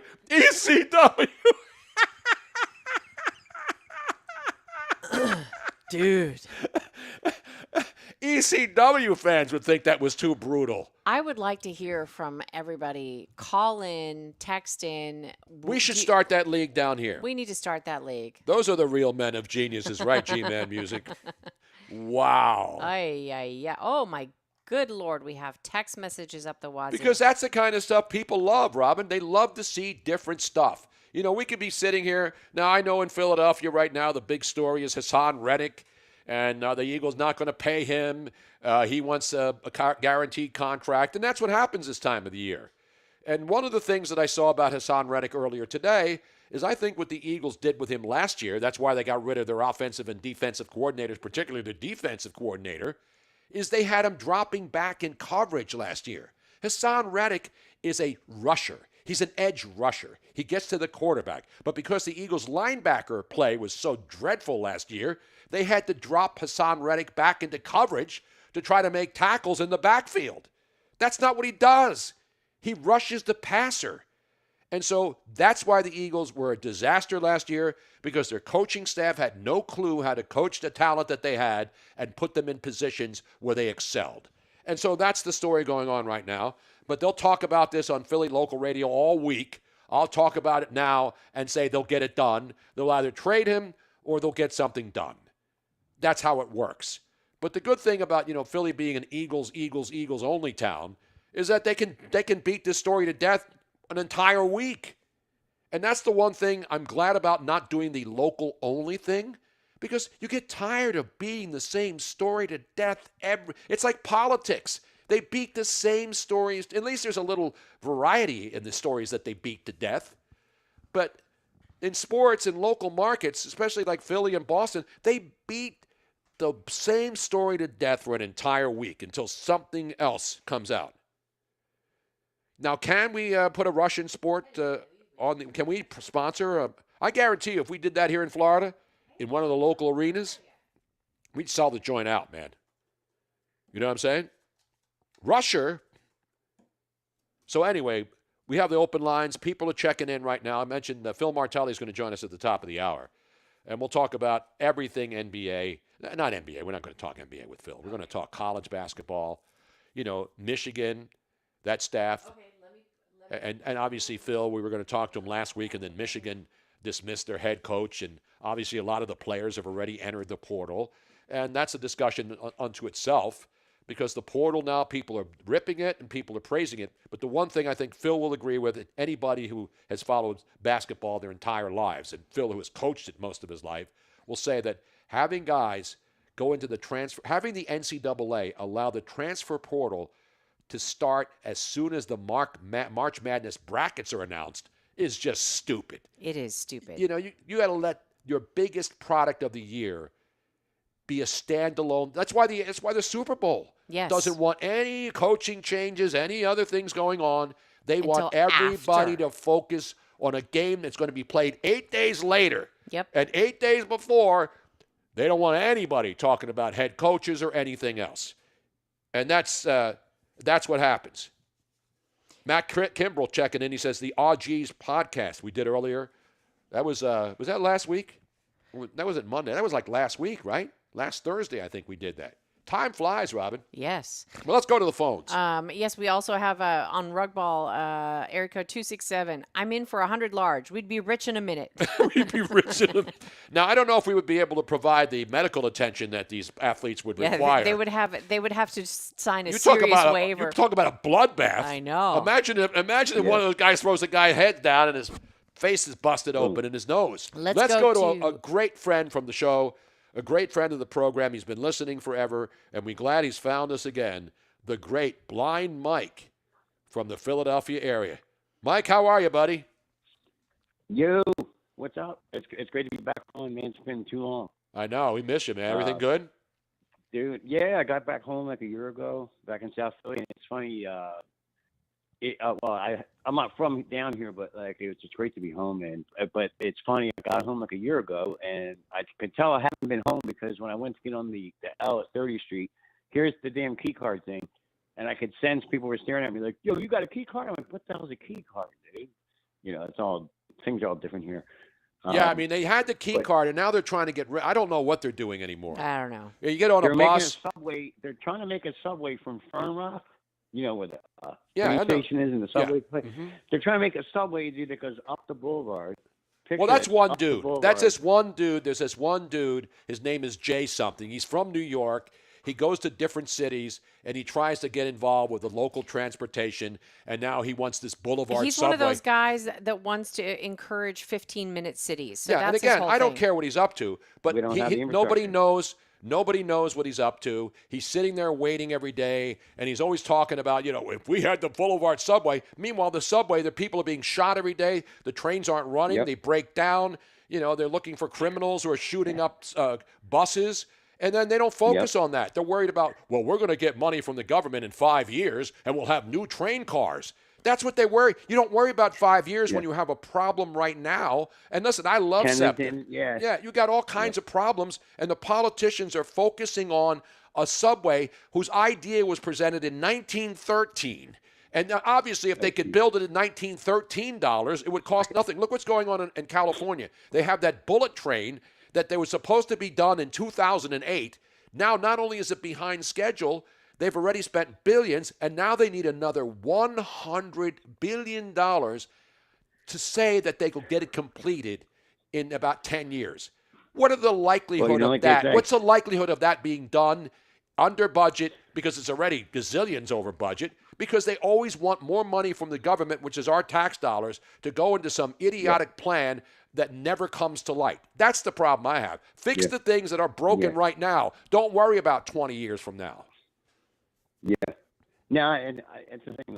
What's that old saying? It's the best thing here. Sometimes be good, sometimes to be shit. Yeah, exactly right. Exactly right. I think I have that gentleman right here who's standing by, and I got to find him again because I don't know where I put it. Here he is. Sometimes may be good, sometimes may be shit. Sometimes make a good, sometimes make a shit. You know what I'm saying? Yeah. So I want to move on to this rug ball thing. It just made me think about, maybe you've heard of this as well. So years ago, I went to the Overbrook School when I was younger, around 46, but I was a kid. I went there. They have a great gym there for the blind, and they have a sport for the blind called goalball. It's spelled G-O-A-L, like goal. And they have 6 people.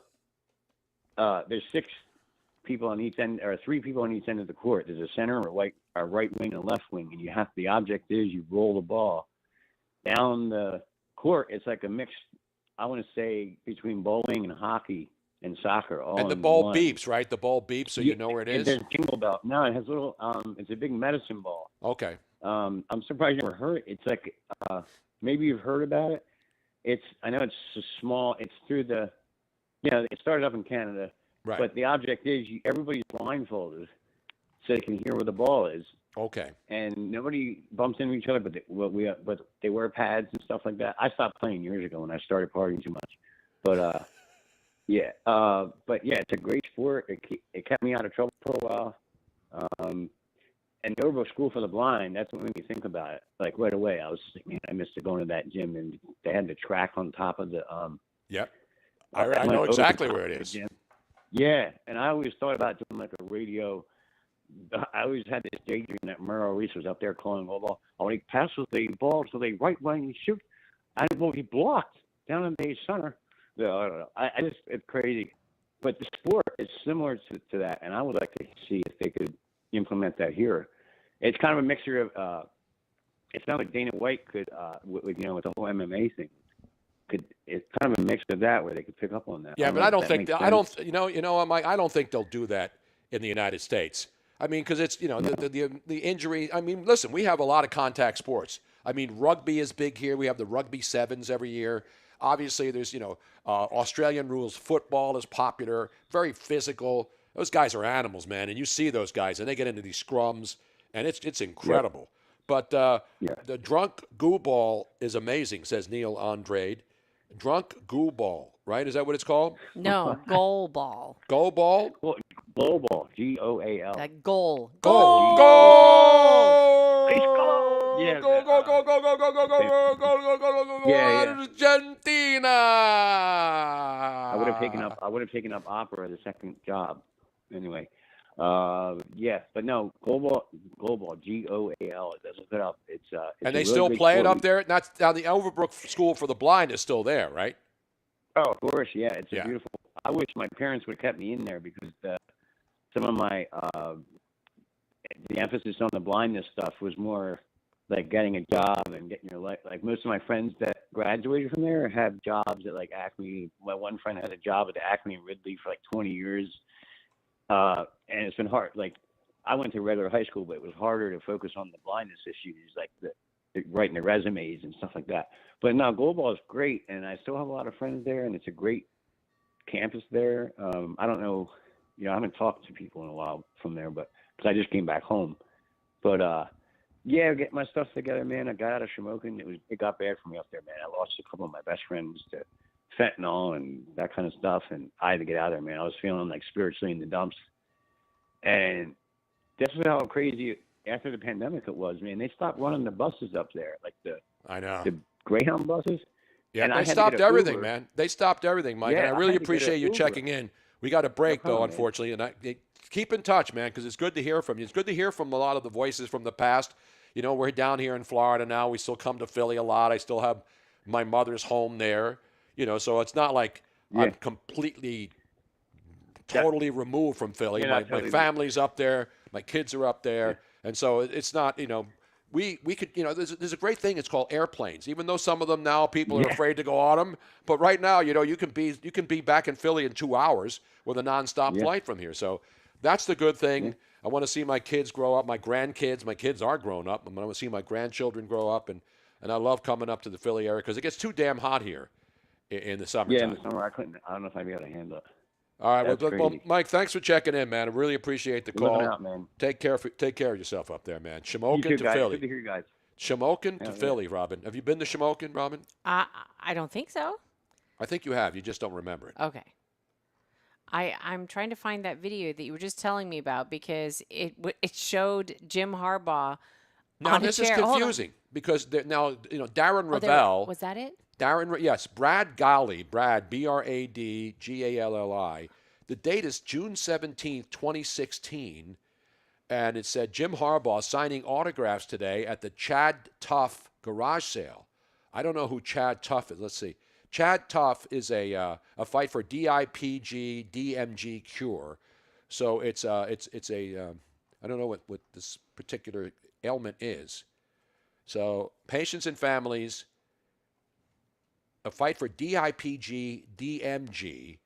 We help patients and families by funding game-changing research and providing navigation throughout their journey, and it's based in Ann Arbor, Michigan. And so this was back in 2016, and it's obviously still a great cause that Jim Harbaugh and his family were involved in. But now this video was posted today by Darren Ravel, and we know Darren Ravel, obviously, used to work for ESPN, then he had this Action Network. And then so the Brad Galli video that was posted from June 17th of 2016 is being posted today as if it was his yard sale. Then does that look like the same yard sale? I don't think so. I don't because think I don't so. think Jim is sitting out there signing autographs in his Okay. own backyard. So this was just some other fundraiser, and they're calling it a yard sale. Right. But then Darren Ravel, and it really surprised me because Darren's pretty responsible when it comes to posting stuff. But maybe he posted this as, look, Jim Harbaugh home garage sale in Michigan before he leaves for Los Angeles 2 hours ago. So is that misinformation? Yes. Yeah, because we posted a picture of what we were told was the Jim Harbaugh garage sale as he was getting ready to leave for Los Angeles. Well, the video that's posted that he says Jim Harbaugh home garage sale in Michigan before he leaves for L.A. is the video that's dated 2016. Come on, Darren. What's wrong with you, man? Damn it, Darren. Sports business reporter. Come on. I hate to give it to him. He got 2 million followers. I have to give him one of these. Ridiculous, man. Ridiculous. So anyway, we'll get that straightened out. I think that there was a garage sale in his garage in Michigan as he gets ready to leave, and he wasn't there signing autographs of his Michigan gear. A lot of people are giving him shit, saying, "Why didn't you just donate it? People that are in need could use all that stuff." I have a feeling that as a parent, you know, sometimes you want your kids to do some work and earn some of their own money. Yeah, and that's why when I So- see it, and I see it's like a legitimate news operation, so to speak, because people post shit every day that's all nonsense. But the bottom line is this, that's what surprised me, is he having a yard? Now, there were a lot of kid stuff, like the snow globes and things, so I believe it.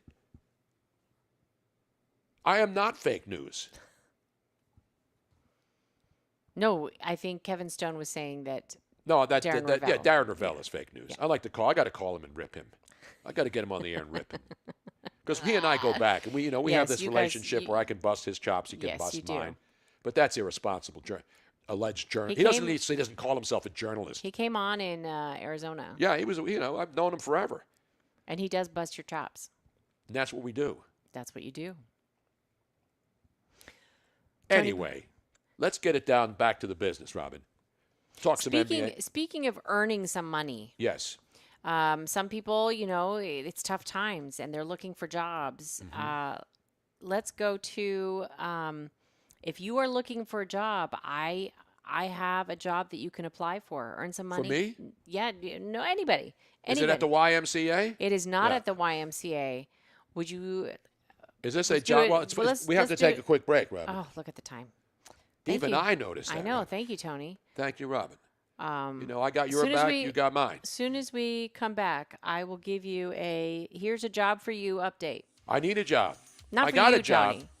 But if you want to do some traveling, oh, I love to travel. I've got a job for you.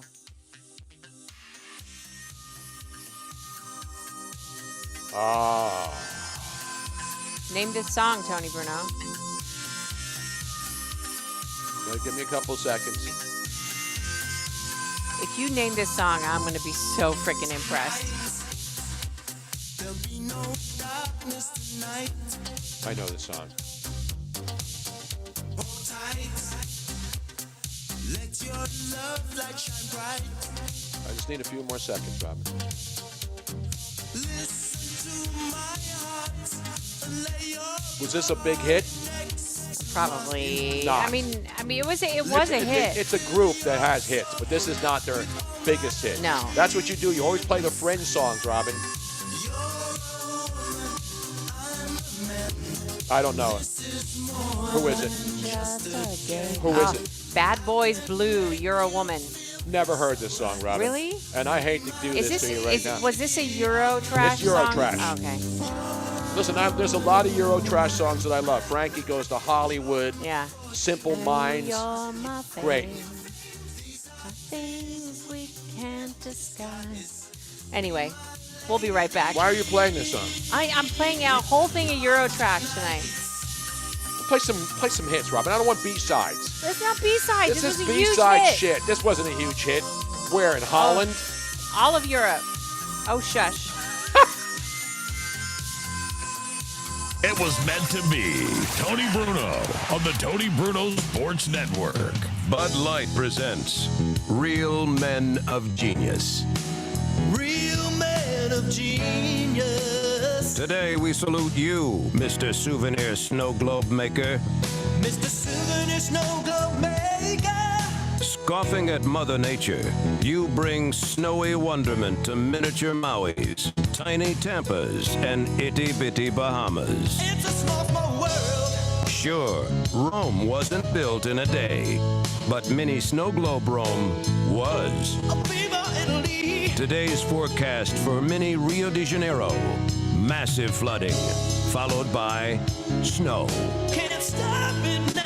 So crack open an ice-cold Bud Light, champion of the Chotski, because you make everyone's world a little smaller and a whole lot snowier. Mr. Souvenir Snow Globe Man. Bud Light Beer, Anheuser-Busch. Bud Light presents Real Men of Genius. Real men of genius. Today we salute you, Mr. Supermarket Free Sample Guy.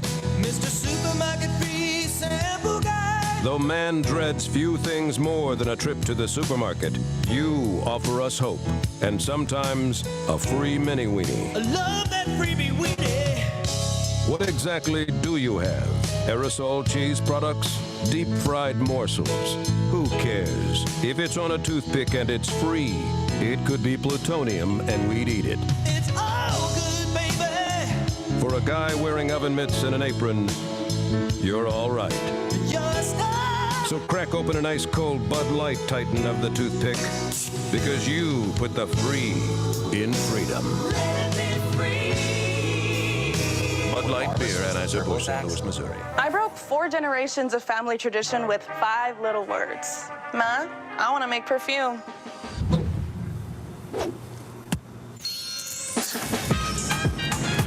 Getting my business off the ground was a full-time job. So I made Barbara's new site gig count by guaranteeing 100% accurate filing and a maximum refund. Make your moves. We'll make them count. Intuit TurboTax. 100% accuracy guaranteed. Now back to the biggest sports network on the planet, the Tony Bruno Sports Network.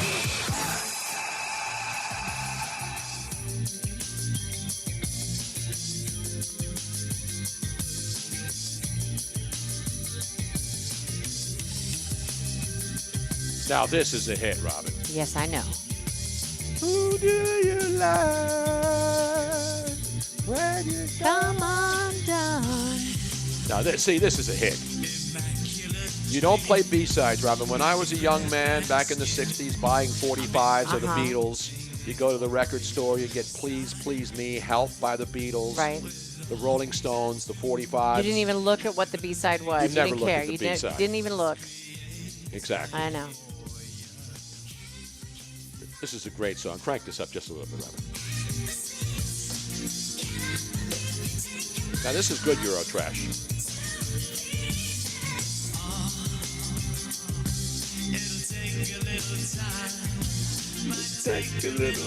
Special place in my heart for Duran Duran. Love Duran Duran. Got to hang out with them. A small cafe in Breda. Breda. Is that in Holland? It is. In the Netherlands? It is. It is. Oh, man. Meanwhile. So jobs. Let's do a job update. A lot of people, they're out of work. Yeah. A lot of people don't want to work. There are people who are out of work, and then they say, hey, why work? But let's go to our unemployment desk. And a woman who is still not on government assistance and should be. So we can pay some damn bills around here because she is not earning a salary. How is she not eligible for all this government cheese and shit? Let's go to your update desk. And a woman who was once a gate agent for a major airline before they were all falling apart, Miss Robin. Let's go to the southernmost point in the world. Not just in the United States, but in the where the world. buoy is down there in Key West? No. Way. Like, let's go How far down? Antarctica. Antarctica. Is that the South Pole, right? That's not the North. That's the South Pole, right? That would be south. But it's warmer there, right, than it is in Antarctica. No, that is Antarctica. The poles are both very frozen. Not the poles I know. They're pretty hot. If you have always dreamt about being a postman or a postwoman or a post worker, the southernmost post office in the world is seeking this is not just one position, How many? 3 employees. 3? Why not 4? But, well, here's where the 4 part comes in. You spend 4 months. How many? 4 months. How many months? Being in a post. Antarctica? And it's a combo mambo job.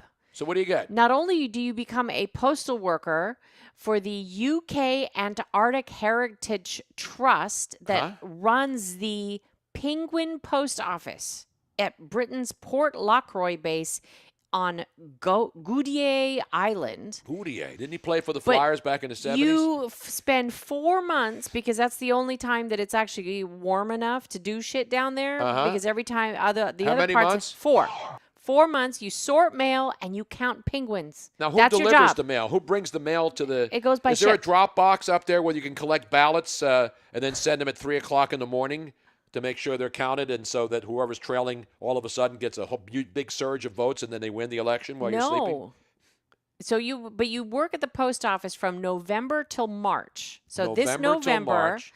till March. Yeah, but that's when it's nice 2025. down here. Yeah, no, but November to March is the perfect season down here. That's when all the snowbirds come down. well, here's what the workers do. If you feel like this is for you, you would your duties would include sorting letters and postcards, selling postage stamps, running a small gift shop, and keeping count of Port Lockroy's colony of about 1,500 Gentoo penguins. So there's only penguins down there? Only penguins. That's your company. So who's getting mail delivered to them then? Good question. How many people live there? I don't care about the penguins. Well, the post office processes about 80,000 letters and postcards each year, the majority of which are mailed out by passengers on cruise ships that stop at the island during the southern hemisphere. So you're going on a cruise ship and you want to mail somebody something from the most southern point, southern post office. So they have the cool stamp. Because Yes. people used to do, they travel and they want to go to the Yes. post. Can you stamp? It's like having when you have your passport and you want to show your friends, look where I've been, and you show them you've been to Germany and all these other countries. Exactly. Yeah. How much is the pay there? What are they paying for this gig? It actually does not say what the pay is. Well, what the hell? I want to know how much it's going to make to know. go down there for 4 months in the middle of nowhere. Listen, I love penguins. You have to become a resident of the UK, and you must be prepared to bunk with 5 other people and go long stretches without phone or internet access. Well, you could never do that for 4 I days, know. let alone 4 months. But if you want to just get away from it all, this is the place to do it. Because I guess in the southernmost point, the satellite service, you don't always have service. Right. So we don't always have service in Florida. I know. There's one other important downside to this particular job. Other than all the other downsides that you've There's already only one. pointed out, There's and one- not knowing about the weather and about how much You they're have paying. to live with the smell of guano for 5 months. And for Guano is those- bat shit, though. It's not penguin shit, is It's it? penguin shit.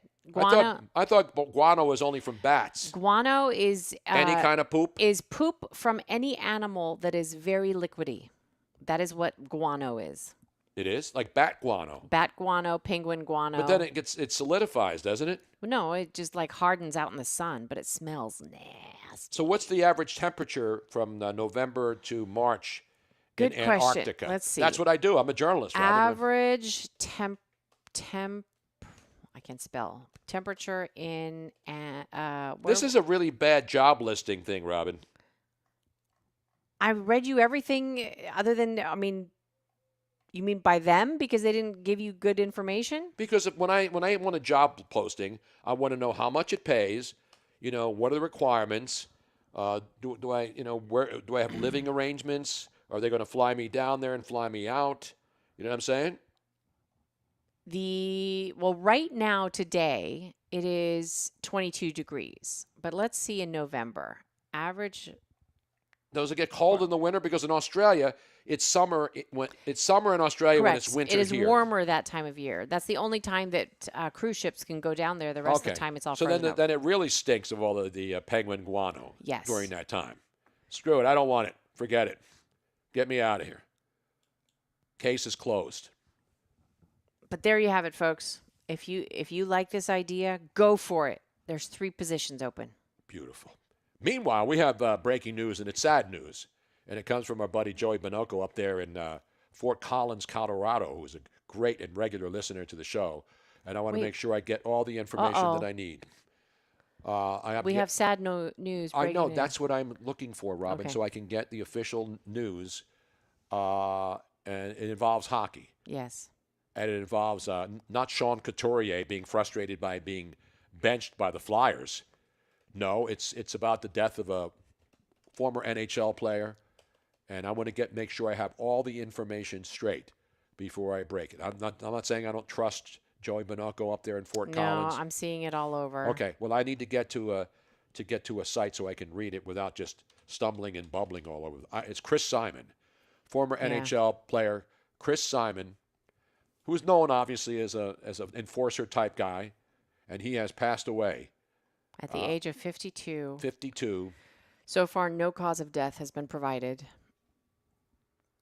I don't see where you're seeing this, though, Robin. Just type in Chris Simon NHL in. Well, the I would top think URL. that ESPN, which is touting itself as the home of the Stanley Cup playoffs on ABC and ESPN Plus, would have that story as their breaking news. Right. And they don't have that at their. Well, the breaking Colorado Avalanche just posted this, and Okay. I'll read this out loud. Okay, read it because I don't have the story. The Avalanche Shame on you, ESPN, by the way. The Avalanche organization mourns the loss of former Avalanche forward and 1996 Stanley Cup champion Chris Simon, who passed away last night. Team president Joe Sakic, Joe Sakic, a former teammate of Chris, a today legendary Hall of Fame player. Joe released the following statement. Chris was a great guy, a beloved teammate, an important part of our first championship season. He was a really good hockey player who could score goals, was a big presence in the dressing room, and was the first person to stand up and defend his teammates. Off the ice, he was an unbelievable guy and a caring father, son, brother, and friend. He will be sorely missed. On behalf of the Avalanche organization, we are sending our thoughts to Chris's family and friends and everyone affected by his passing. Yep. Very sad. Former Calgary Flame. He played for the Islanders. He played for a bunch of teams in the National Football League. 52, man. That's just so young. Do they say what the cause of death No, is? there's no cause of death so far that I'm seeing.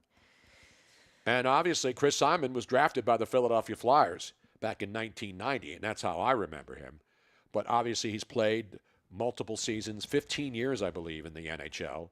He was aggressive. The guy can drop the gloves with the best of them. Suspended 8 times for a combined total of 65 games during his NHL career. And, I mentioned Calgary Flames. I mentioned, obviously, the Washington Capitals, the Blackhawks, the New York Rangers, the New York Islanders, Minnesota Wild. And as I mentioned, all the suspensions. He had to sit 30 games once for stomping on the leg of Pittsburgh Penguin winger Jarkko Ruutu back in December of the same year. And after he stopped playing, he was very public about how he suffered from depression, anxiety, and post-traumatic stress disorder. He ended up having to file for bankruptcy. So he had a lot of issues after he was. Well, I remember well because I remember the Chris Simon was drafted in the second round by the Flyers in 1990, and then he was part of the package that the Flyers sent to the Quebec Nordiques in the Eric Lindros trade. So Chris Simon was traded, and as part of the Eric Lindros trade, which went to arbitration eventually because the Flyers and the Rangers were arguing that they both had signed Eric Lindros and had an agreement for him to play with them, and then finally an arbitrator came in and said Lindros is Flyers property, and that's when the Eric Lindros era started. But Chris Simon, went to the Quebec Nordiques at the time, and then he made, he won the Cup in '96, and he made his final with Washington in 1988 and Calgary in 2004. Yeah. So, he was... and he had a lot of... I mean, he said he was an alcoholic before he even started playing. And then this was back in 2017 where he came out and said he filed bankruptcy and he was unable to work because of the injuries he suffered during his career, lost all of his money. He made approximately $15 million, but he had started receiving $966 a month in social assistance in January of 2017. So we have the story now, and I mentioned the part of because I was there for the Eric Lindros era and the trade and waiting for the decision. And when Eric Lindros gave his introductory press conference, I was there with Gene Hart and the rest of the Flyers organization and the media who were covering the Flyers back in those days. And I was covering the Flyers from the 70s in Philadelphia. And so I know the history of the Flyers from when they became an expansion team in the 67-68 expansion until the Flyers obviously went on to win back-to-back cups in 74 and 75. Chris Simon never played for the Flyers. He was drafted by them, and then he was part of the big Eric Lindros trade with the then Quebec Nordiques, who became the Colorado Avalanche. So that's the latest. A troubled life, obviously, and a guy who went through a lot, good and bad, has passed away at the age of 52. So that's the big sad news of the day. Yeah. I mean, reading all of this, you wouldn't be surprised if it was drugs or self-inflicted. I don't know. I don't see. That's what I don't like to do. I know, but you're reading all of this stuff, and you just you ache for somebody who was doing something he loved, and he hasn't been doing it for a while, Robin. I know, but I mean, I usually wait to determine what the cause of death is before I start talking about the potentials of cause of death. That's unfair to people who die. I agree, and no matter who it is. I mean, when you speculate. And no, you don't speculate about death. Okay. I don't. And that's my journalistic background. I'm not trying to insult you or shut you down. I'm being a fan on the street who everybody, as soon as they read something, that's the first thing you think But see, you didn't know anything about Chris Simon before this. No, but I'm reading And so when through you're all this. reading it, then you assume because he had troubles all of his life, and that's what led to him dying. I don't know that. That's what I don't think that's fair. Okay. That's all I'm saying. But when somebody's 52 and dies and has It could be a heart attack. It could be. So I don't want to do this for anyone. I don't like speculating on causes of death. Wow, no matter Michael who it is. Heilman says also Konstantin Koltsov died at age 42 today, playing for the Colorado Avalanche. It's reported to be a suicide. Yeah, and that, again, if it's reported as something, but if there's no, not even a suggested or potential cause of death, and again, even if it's reported to be a suicide, I can't run with that. I can't run with something that's speculated. That's all. That's what I'm trying to do. So Koltsov death was ruled by police to be a apparent suicide. Okay. Well, if the police report that, and they obviously were on the scene. This was Miami-Dade. He's 42. He's living in Florida? He was a Belarusian former pro hockey player, boyfriend of professional tennis player Ariana Sabalenka, and his death was ruled an apparent suicide. All right. Well, this is sad. We don't like sad news, but we report it because this is what's going on, and people die every day, and it's sad. And it's sad when everybody dies. But when we don't know the cause of death, I've always said I don't want to rule on it. Just like the story with the woman, the girl in Oklahoma, the bullying story, and then it was not a bullying story, and then it was that she was killed, and then it wasn't that she was killed. This is what people do, and then they make something about it. Now, this is not going to happen, fortunately, in this story, but the bottom line is, it's sad when people die, especially when they die young.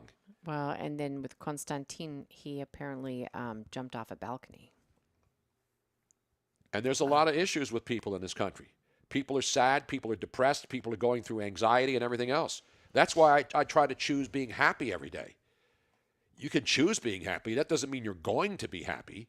You just look for good things to make you happy, like seeing your grandkids, like going up to the lot to see the house finally starting the process. And that's a process I trust. You know what I'm saying? On that note, on that very sad note, it is almost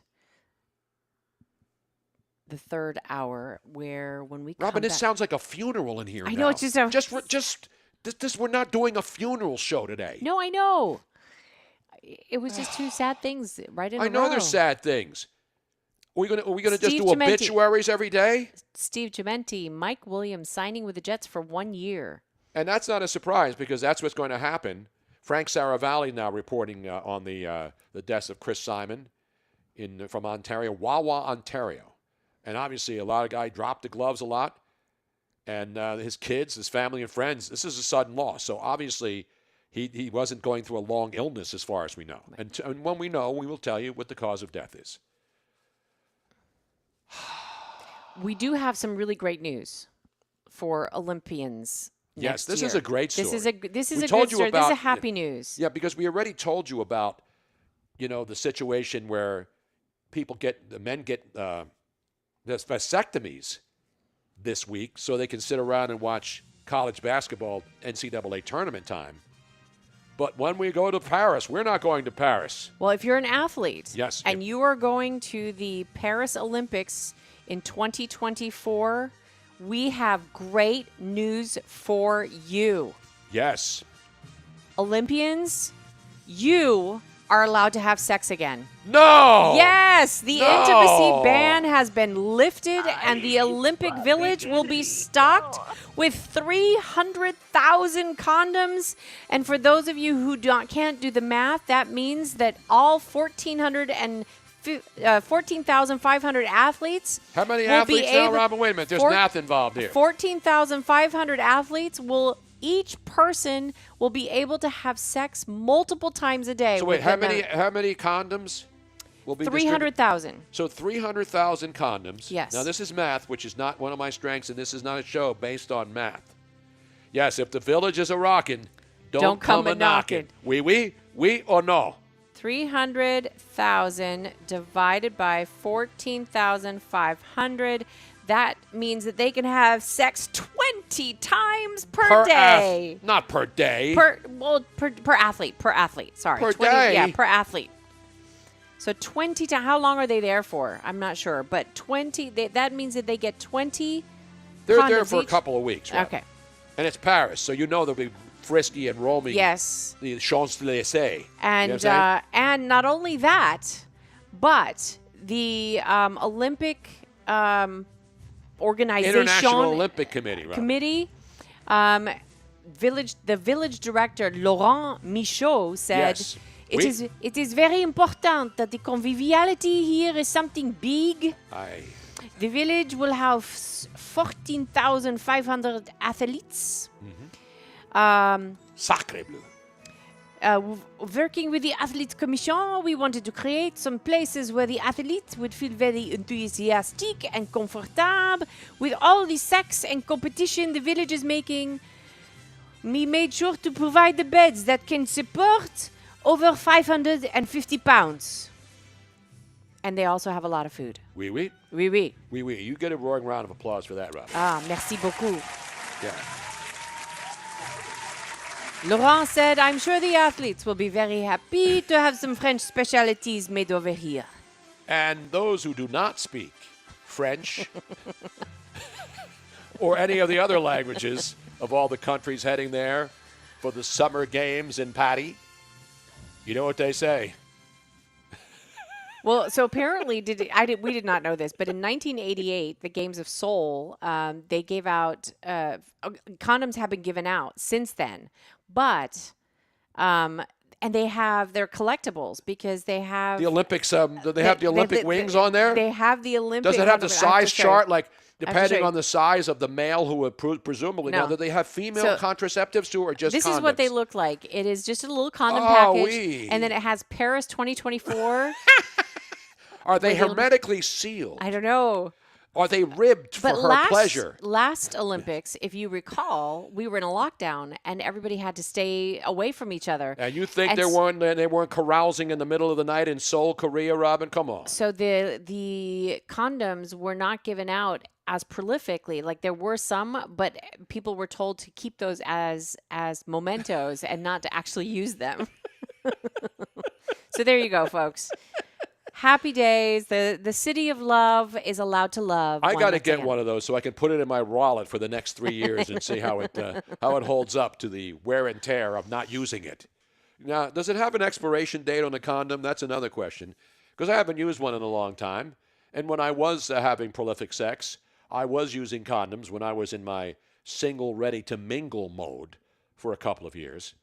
But since then, since Robin and I are together, condoms or hysterectomies or any of those things aren't necessary.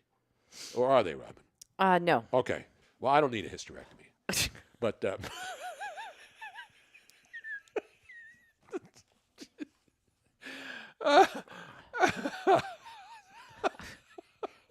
Your brain works in mysterious ways. I know. We got to don't get it? it back to sports, Let's Robin. get it back to sports. We'll get it back to basketball. We're going to get it back to sports when we come back. We the are great going to be Phil Martelli, Robin. in the No Filter Hour. We will be going live on No Filter and on Caffeine TV thereafter. Yes, indeed. Yes, indeed. I thought this was appropriate for the City of Love, Paris.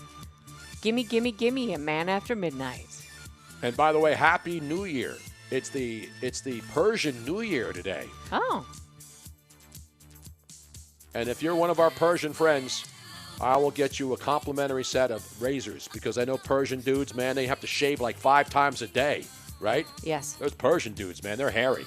Not that there's anything wrong with that. We're coming right back. Phil Martelli right here on the Tony Bruno Sports Network.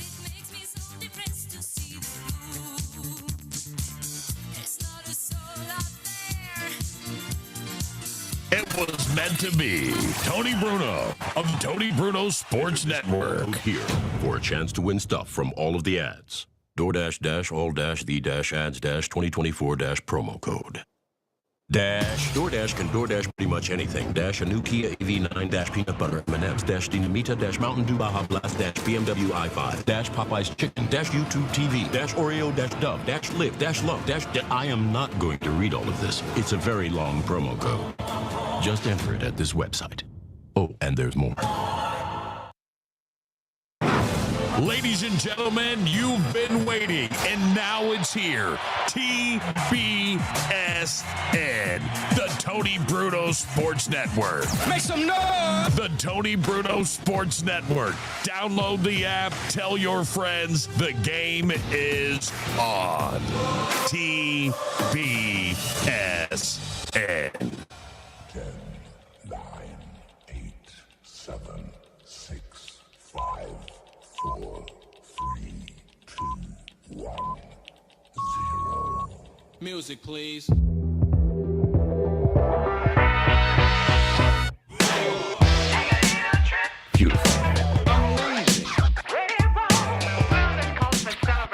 I hear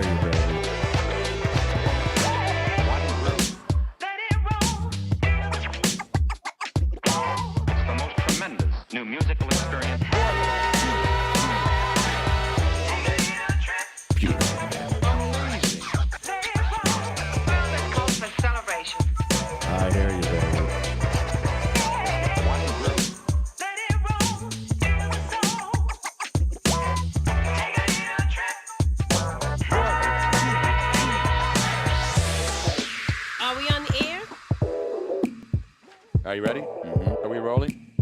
Can you hear me now? Yep, ready? All right, here we go. 3, 2, 1. You know me. I've been around forever. I know him. I know him. This is the Tony Bruno Show.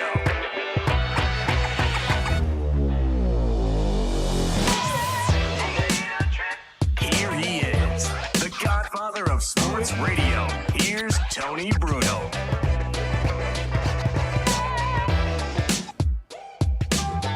Welcome aboard, kids. It's what we call the happy hour, the 5 o'clock hour. Live here from beautiful Cape Coral, Florida. First day of spring all over America, although it doesn't feel that way in many places, but that's the way spring springs sometimes. But we got a lot to talk about. NCAA basketball starts tonight with two games, the first ins, the first four, as they say, and we'll talk about that. We've got NFL news starting to dribble in slowly. It came with a torrent last week, but then all of a sudden, every time you look up, another player has moved on. And we were just talking earlier about the Jim Harbaugh having a garage sale reportedly as he's getting ready to move from Michigan to Los Angeles, where he'll be the coach of the Chargers. But every time he probably looks at the phone, he realizes that the Los Angeles Chargers have been losing a lot of their players. I don't know. I'm sure Jim Harbaugh has some say in it and is aware of it. But today, the latest member of the Chargers has moved on to the New York Jets. So Aaron Rodgers, who's not going to be a vice presidential candidate, is now going to have more weapons because they're signing people to help him up front, and they're signing wide receivers. So another former Charger has just signed with the Los Angeles Chargers, with the New York Jets. So that's the big story right now. And we'll keep an eye on all the latest developments. The Eagles have signed a defensive endman. Nobody knows who he is, so we won't talk about that. But meanwhile, we got to talk college basketball. We got to talk to a guy I haven't talked in a long time. I remember in Los Angeles back like 23 years ago when he still looks the same as he did now, but I look much worse. Phil Martelli, former head coach at St. Joe's, had great teams there. He's at Michigan. His son's the head coach at Bryant, up there in that American East Conference, and they almost made the tournament. The great Phil Martelli. Phil, how are you, buddy? Tony, how are you? Not as good as you. I'd say not as good as you. I mean, obviously, you know, your team, Michigan, had obviously a bad final couple of weeks. They made a change in the coaching department. So I want to get that out of the way. Now, obviously, when the head coach is gone, do you know whether or not you will still be an assistant coach at Michigan, or is that predicated on what the administration does going forward? Well, I know that I have a contract that runs till the end of April. And I know that for the next couple of weeks, what I'm going to do is stay here and serve the players, the families. If there's responsibilities, whether they be media or representing Michigan, then I would do that. And as to what May 1st will bring, I have no idea. I may head to Philadelphia and see what I can do in Philadelphia. I may stay in basketball or cross over into media. I don't really know. But for right now, what I'm doing is I'm trying to serve as I can for the players and their families for the next couple of weeks, and with a little bit of a break for Easter, go back to Philadelphia, and then a break to go to Phoenix for the Final Four. Phil Martelli. Now your son up there, I mentioned his first year. So how long has he been coaching? I mean, obviously, when you're a coach and your son's around all the time, we see this all the time. So your son, Junior, is coaching at Bryant up in Rhode Island. So they almost made the tournament, didn't they? Well, they lost to UMass Lowell in the semifinals, and just a great game. And then they would have had to go on the road to Vermont. They had a phenomenal year. He won 20 games in his first season. He took over interim in September, and then got the full-time job probably November 1st. They won a game at Florida Atlantic. the Final Four team from last year. They beat them. Just had a terrific year, and now he is, as all of the guys are in college basketball. I have another son who's an assistant coach at Penn State in his first year there, and they are they both for 2 days have been calling it the way it is. Tony, they've been involved in this awful rollout of the transfer portal. I'm not talking about the kids being allowed to transfer. I'm talking about the day after Selection Sunday at 8 o'clock in the morning. For our profession and our game, we start the transfer portal. 400 kids are now already in there. They're all taking calls. And it's instead of the whole country talking about who got shafted in the selections or what about these playing games that are starting tonight, we're talking about, the kids in the portal who are now listing. I've heard from these 47 schools. Wow. And it's just, we collectively, not the NCAA, not the coaches, we collectively who are in charge of this game have made a colossal screw up allowing this portal to open when the game should be celebrated for the games, not for the business side of it. Totally agree, Phil. And I heard this morning our buddy Pete Sheppard, who does the mornings, and we're seeing a lot of people wondering now the who made this decision to open the portal as the NCAA. They absolutely, this is the biggest 2 weeks in college basketball of the year. Who made the decision to open the portal at this? Because I saw 2 of the Michigan kids who are, hot shot kids, a junior and a freshman and a sophomore, are in the portal. Who made this decision? Well, you know what? In about 3 hours, I'll know more because I do have a call with the head of our Coaches Association, the NABC.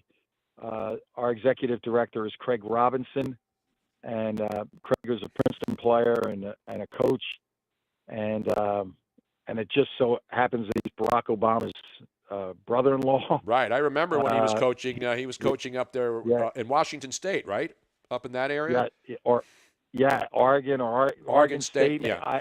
I good man, and he's traveling, and he and I are going to connect tonight. And I have to ask because the guys who are the voices in college basketball today, the Matt Painters and Tom Izzo's and the John Calipari's, even Mark Few, they're busy getting ready, and I have time. And as you well know, I'm not afraid to voice an opinion. So I am looking forward to him filling me in on how did we possibly screw this up like this. And it's all of us. It's not, as I said, it's not just coaches, not just NCAA, not just presidents. Is how did anybody not realize this would be such a disaster? I totally agree. And anybody who's not speaking out against, Rick Pitino has been vocal, and obviously he was ticked off about the Big East only having 3 teams, and now we have, the NIT and teams. So there's so many different facets of this, Phil. When you look at, NIT should keep teams that were spurned by the NCAA decide not to play there. And so as a coach, you got to deal with the kids. Now, if your team, if Michigan didn't make the tournament but got invited to the NIT, say, would Michigan turn down a bid to the NIT? Because a couple of big schools did. We would have carpooled. We wouldn't even have asked for like a charter jet or a bus. It would have been back in the days when you're driving around the playgrounds in Philadelphia. All right, come on, you 5 come with me, and those 5 go in the other car. Let's go play. Are you kidding? Not play basketball? It's unbelievable. Now you already got to do. Last time I checked. Yes. Last time I checked, there's 24 hours in a day, right? Uh-huh.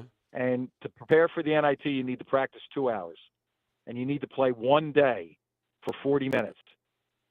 So the other 22 hours, could you work the portal? Could you make the calls? Could you really turning down opportunities to play basketball? I don't know. I'm sad. I'm sad by that. Phil Martelli. Now, Phil, obviously you still have roots in the Philly area. You grew up there.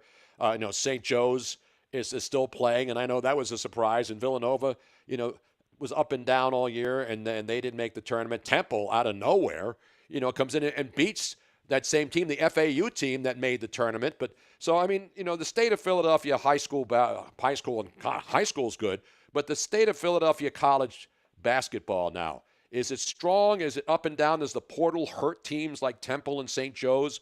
Who back in the day, you got the two best guards in the country at St. Joe's when you had that unbelievable run.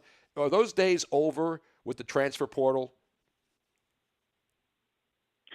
That's a really good question. I don't know. It is painful, that 2 years in a row, that no Philadelphia teams made the NCAA tournament. I'd like to think it's cyclical, but Tony, you make a great point. I don't know if the portal and the NIL money has removed the cycle. Like you have to strike and you have to be hot. I don't know. I think that the powers that be in Philadelphia did a nice job in having like a Philadelphia tournament in December. But it's odd at being kind. It's odd to look on the brackets and not see Philadelphia teams. And you do make a great point about high school basketball. I mean, there are 10,000 people for the Catholic League Championship this year. They have teams competing, still competing for the state championships from the Philadelphia school leagues, the public league and the Catholic league. And I'm sure that the presidents, the athletic directors, and the coaches, they're not sitting there hanging their heads and saying, "Woe is us." They're probably working their tails off to make sure that doesn't happen again. But it is shocking.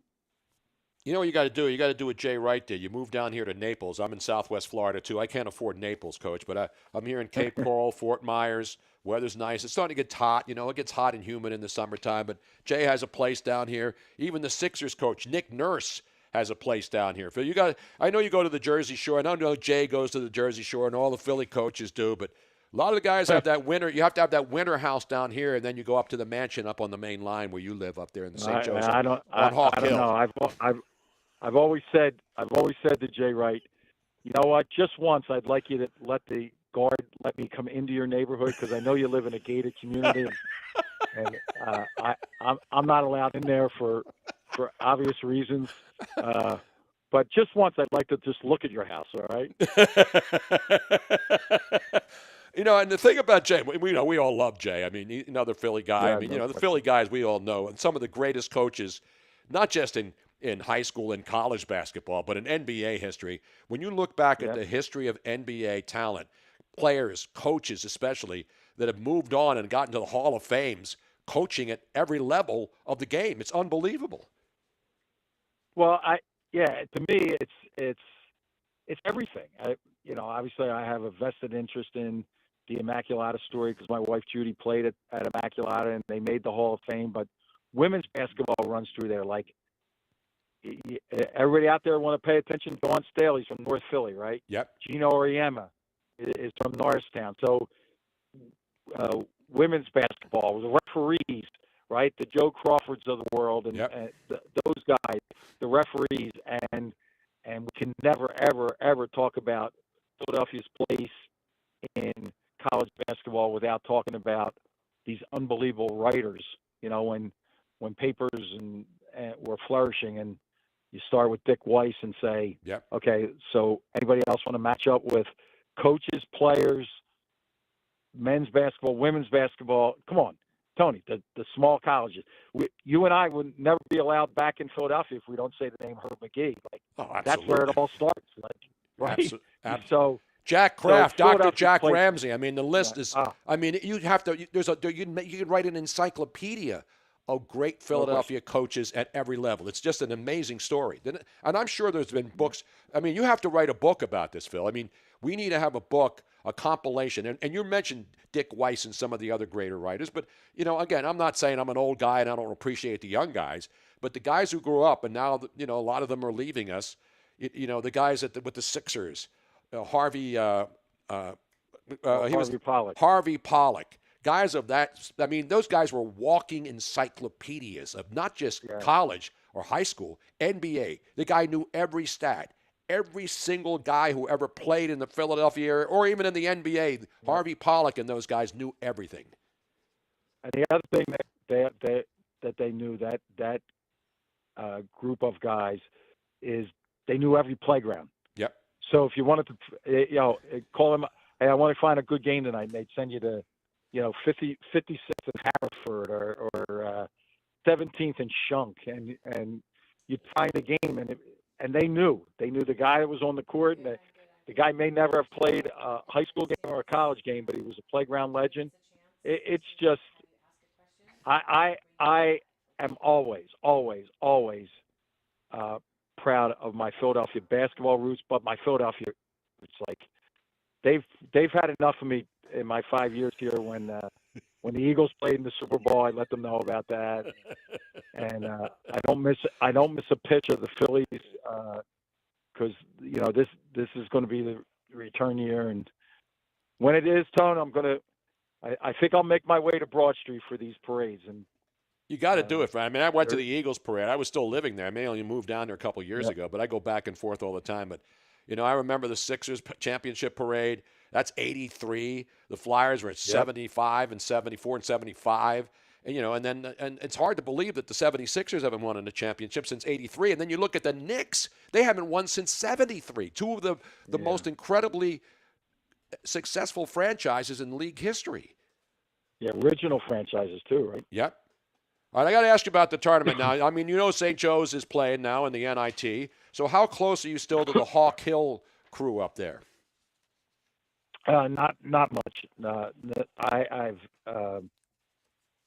really no connection. I know Billy Lang from afar, but I don't have a friendship or really an acquaintanceship with him. And similar, excuse me for a second. Similar with Kyle Neptune. So you got some water there, Phil? You all right?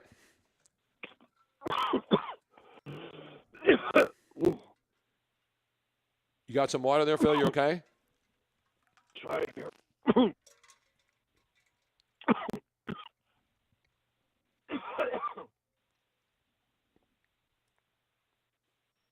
Phil, you okay?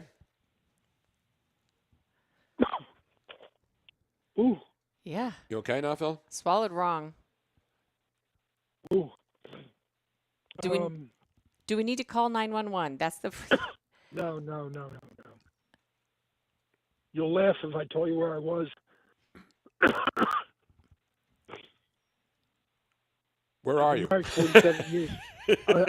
I've been married 47 years. I'm sitting outside a grocery store because I have to go buy my groceries because I live alone out here in Ypsilanti.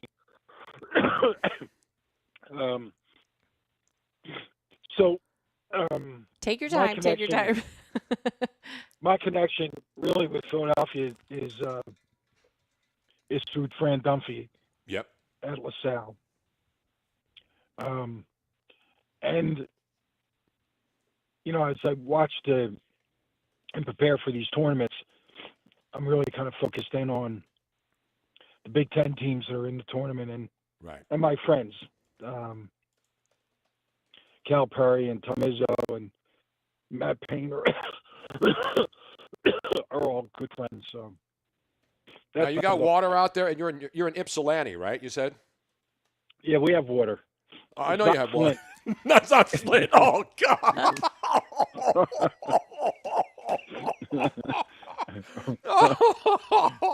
Wow.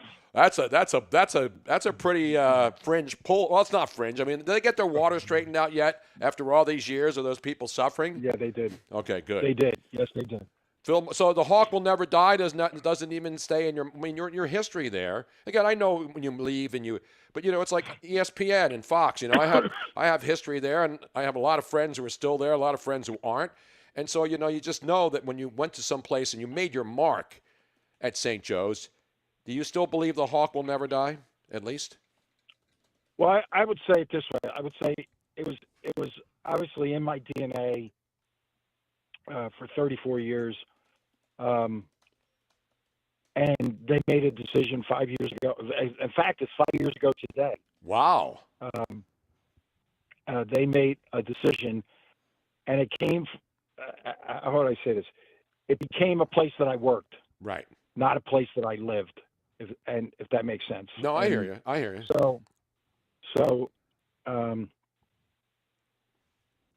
that's just how I feel, and the decisions that you make there impact a lot of people, and assistant coaches and support staff and my own family. So I don't wish anybody ill will, but I don't really carry like a burning torch like the St. Joe faithful would carry. Exactly. Phil Martelli, I was as honest as always. So, but tonight, I mean, do you like because, we ripped the college football landscape because every year they get the college football playoff thing and then they have to be forced into doing something else. There's certainly enough teams now. I don't think you can say that they have to keep adding more teams to the NCAA brackets, do we? I hope they don't. I hope they don't. I really don't. I hope they don't. And I hope that they fight off this idea that it has to be the biggest schools. I mean, come on, that Howard's playing tonight, and Grambling made their first tournament ever, and Stetson made their first tournament ever, and Duquesne made their first tournament since 1977. And I get it. I get that the big brand sells, and everybody wants to buy Cheerios, and they don't want Brand X or whatever it would be. But the beauty of this tournament is in the faces of those kids who get this, basically, I don't want to be a cliche, but they get this one shining moment. Yep. So please lead the tournament. Fix the other stuff. Close that portal till later. I'm not opposed to them getting paid, but let's get at some point, kids talking about $100,000. Well, I need $100,000 to come to your school. Let's fix all that, but please don't mess with this tournament, please. I need $100,000 to finish building my house down here, Phil. I mean, it's been 3 years waiting for permits, and so if you can get me an NIL deal, and I still look the same. You and I on TV, remember on Fox, we put our heads together and made an ass of ourselves on national television. That was 20-something years ago, man. Can you believe that? Yep. I was thinking of that as I was waiting your call today, and then I don't know. I wish we could get back to this. I would say this: memories and relationships. That's what this whole thing is about. It's about memories and relationships, and not, the best. And now watch, if you're a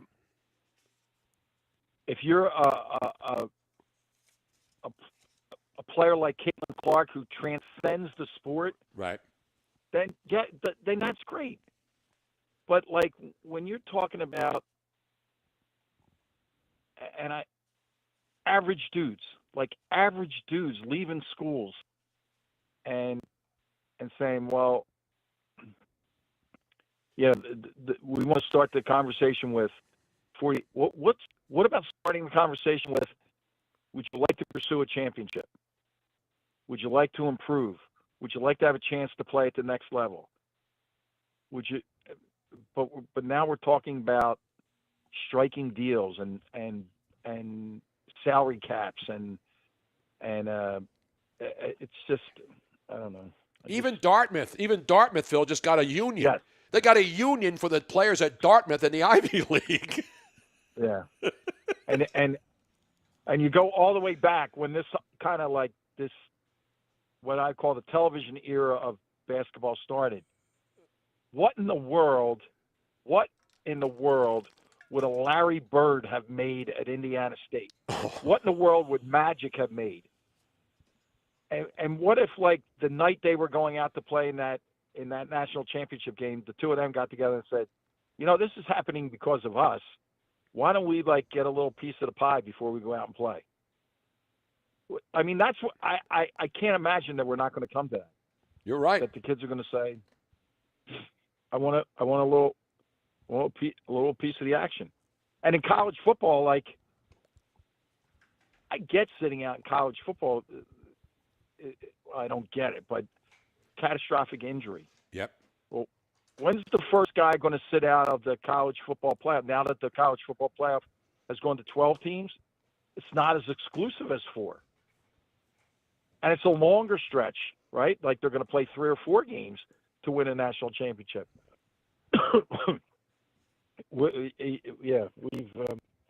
It's not what we knew it. Hey, Phil, we have somebody on the line who's and been I appreciate on hold you doing this outside. What grocery store is it? They don't have like Gennardi's up there or any good like Italian joints, do they? Bush's Grocery. Never heard of Bush's. Very good. Are they like Acme or ShopRite? What's better? Well, see, I have to go back. I mentioned in the beginning 47 years of marriage. So for 42 of those years, I never shopped. I never went to the grocery store. So this is a true story. This is true. The first time I went by myself 5 years ago, I pushed the cart around the aisles, and finally I had to stop and ask like a mom who was shopping. I said, this sounds crazy, and you might think I'm out of my mind, but I have to ask you a question. Is there do you have to go in a certain direction? Am I going against I didn't know. I just didn't know. That's true. I asked the woman.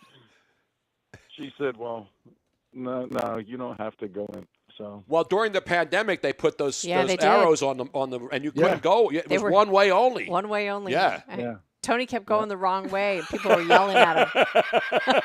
I did it to piss people off because that's what you do when you grow up in South Philly. Now, Phil, we have somebody who is a huge Phil Martelli fan. And I know you've been on, but he has one quick question for you, Phil. He has one quick question. He's if up you don't in mind. Mayfair. You know those people up there, Mayfair.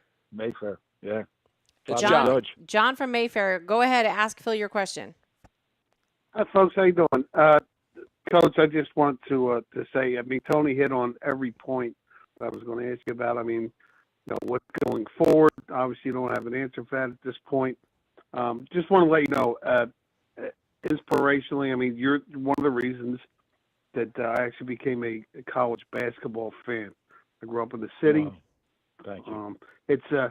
I'll tell you, I was reading some stuff on you and your city through and through. I know was it Delaware County you grew up in? You were born in Delaware County, and just followed it through. I mean, St. Joe's Prep, I knew that going in. I followed some of the stuff with your family, your wife's career, and so forth. Just an amazing basketball family. You have truly a dynasty there, and I know your son and stuff like that. So I just wanted to get on. No, listen, it's an honor to speak with you. I hope that things do work out in your favor. Thank you.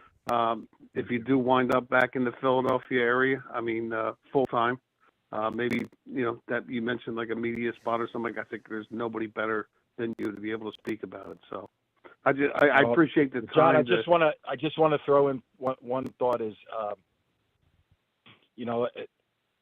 Delaware County was 7th and 8th grade, but I'm going to lay this on you and tell you Finnegan Playground, Southwest Philly was the guys at Finnegan kind of raised me, and I had obviously wonderful parents, but, I would always meet people, and, we always ask each other one question: what parish are you from, and what playground are you from? Yep. Exactly. So, exactly. We still do that. So it's still the thing. It's like, I'm up in the Northeast, and it's St. Matt, St. Tim's. I mean, wherever you went. I know you coach in high school and stuff like that. I'm a father judge guy myself, so there you go. But Coach, it's a pleasure to have an opportunity to speak with you. Thank you very much. Thank you, John. I really appreciate your kind words. Thank you. They're great, John. Take care. And the last question I have, Phil, of course, is: you're going to be home for Easter in Philly, or you're going to be in Michigan? I mean, what are you going to do? You got to have Good Friday. You got to have Easter egg hunts. Actually, and all I am. my wife and I are booking my flight back on Wednesday night. I'll work in the office Monday, Tuesday, Wednesday to help the players here. I'll come back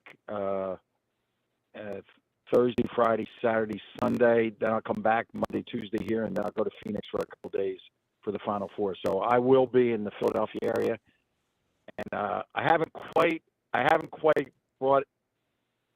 the nerve yet to tell her.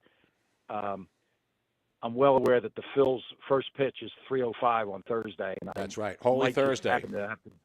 I might just happen to be in the ballpark. Well, I'm sure you don't need my help in getting hooked up, but you know how much they love you in Philly because you are a Philly legend, Phil, and I really appreciate your time and coming on today. Anyway, who do you like tonight in that Bryant game? No, it's a Wagner and Howard. That's right, the Wagner Seahawks and the Howard Bison. Who do you like? Well, again, you can't escape Philadelphia in those games. So Ken Blakeney, who's the coach of Howard, worked at LaSalle. He was an assistant coach at LaSalle. And Basir Mason, who's the coach at Wagner, played at Drexel for Bruiser Flint. Wow.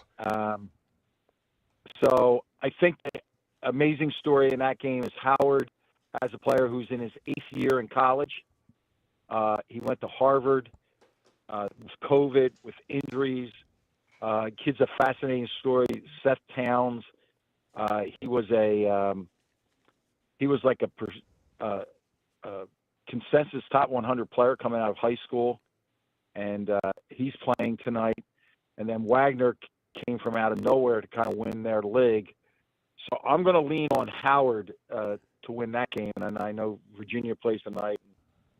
Anytime Virginia comes and you know it's going to be a low-scoring game, I'm going to go with Virginia for tonight. And the under, you're saying, though, right? Is that what you're saying? Is this like I'm not saying any of that.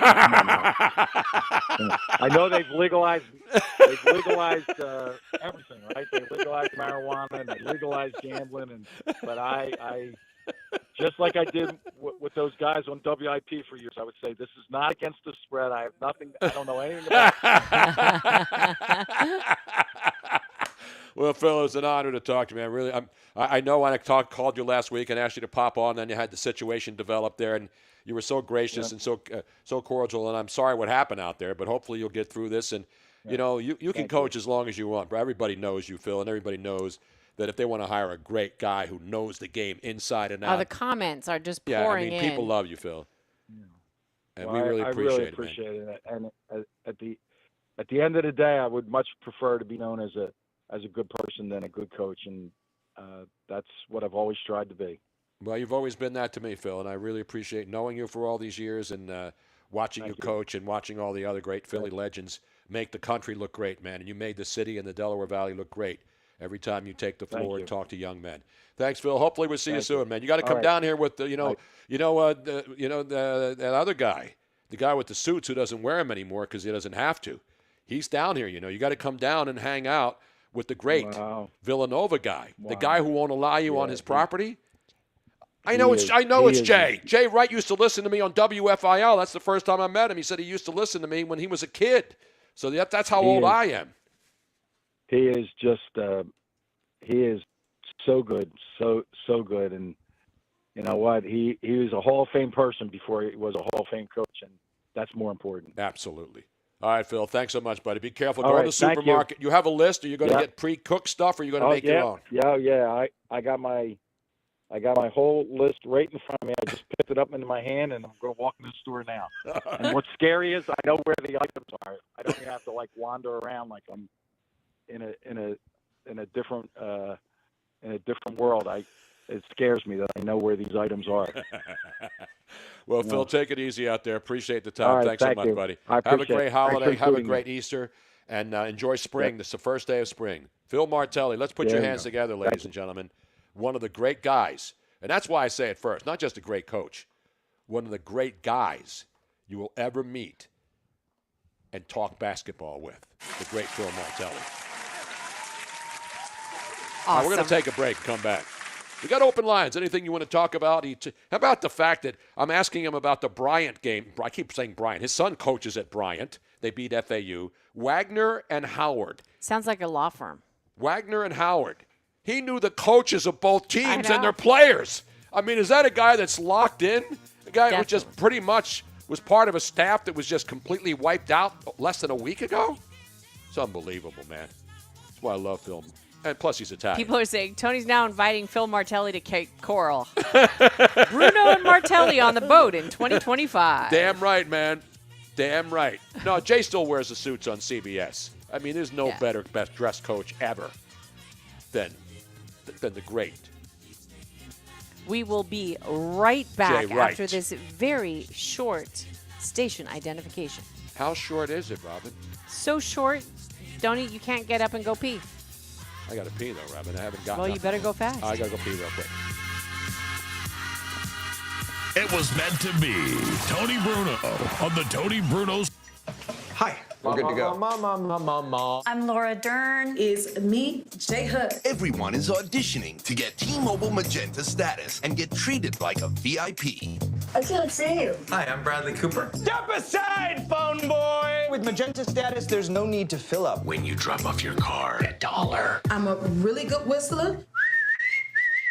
Get a $5 movie ticket every month. Wow, that's why we belong to T-Mobile. That's great. I like to do a scene from one of my favorite movies. Talking about status, no other networks ain't got nothing on me. I can cry on cue. Get a special rate on your Hill Kids Day. Mom! Is that one pretty good? I like to juggle. That's good, Brad. No need to audition. Introducing Magenta Status. Premium benefits from brands you love. Get VIP treatment just for being a T-Mobile customer. I thought we already had the job. No need to yell. I'm willing to work alone. Now back to the biggest sports network on the planet, the Tony Bruno Sports Network.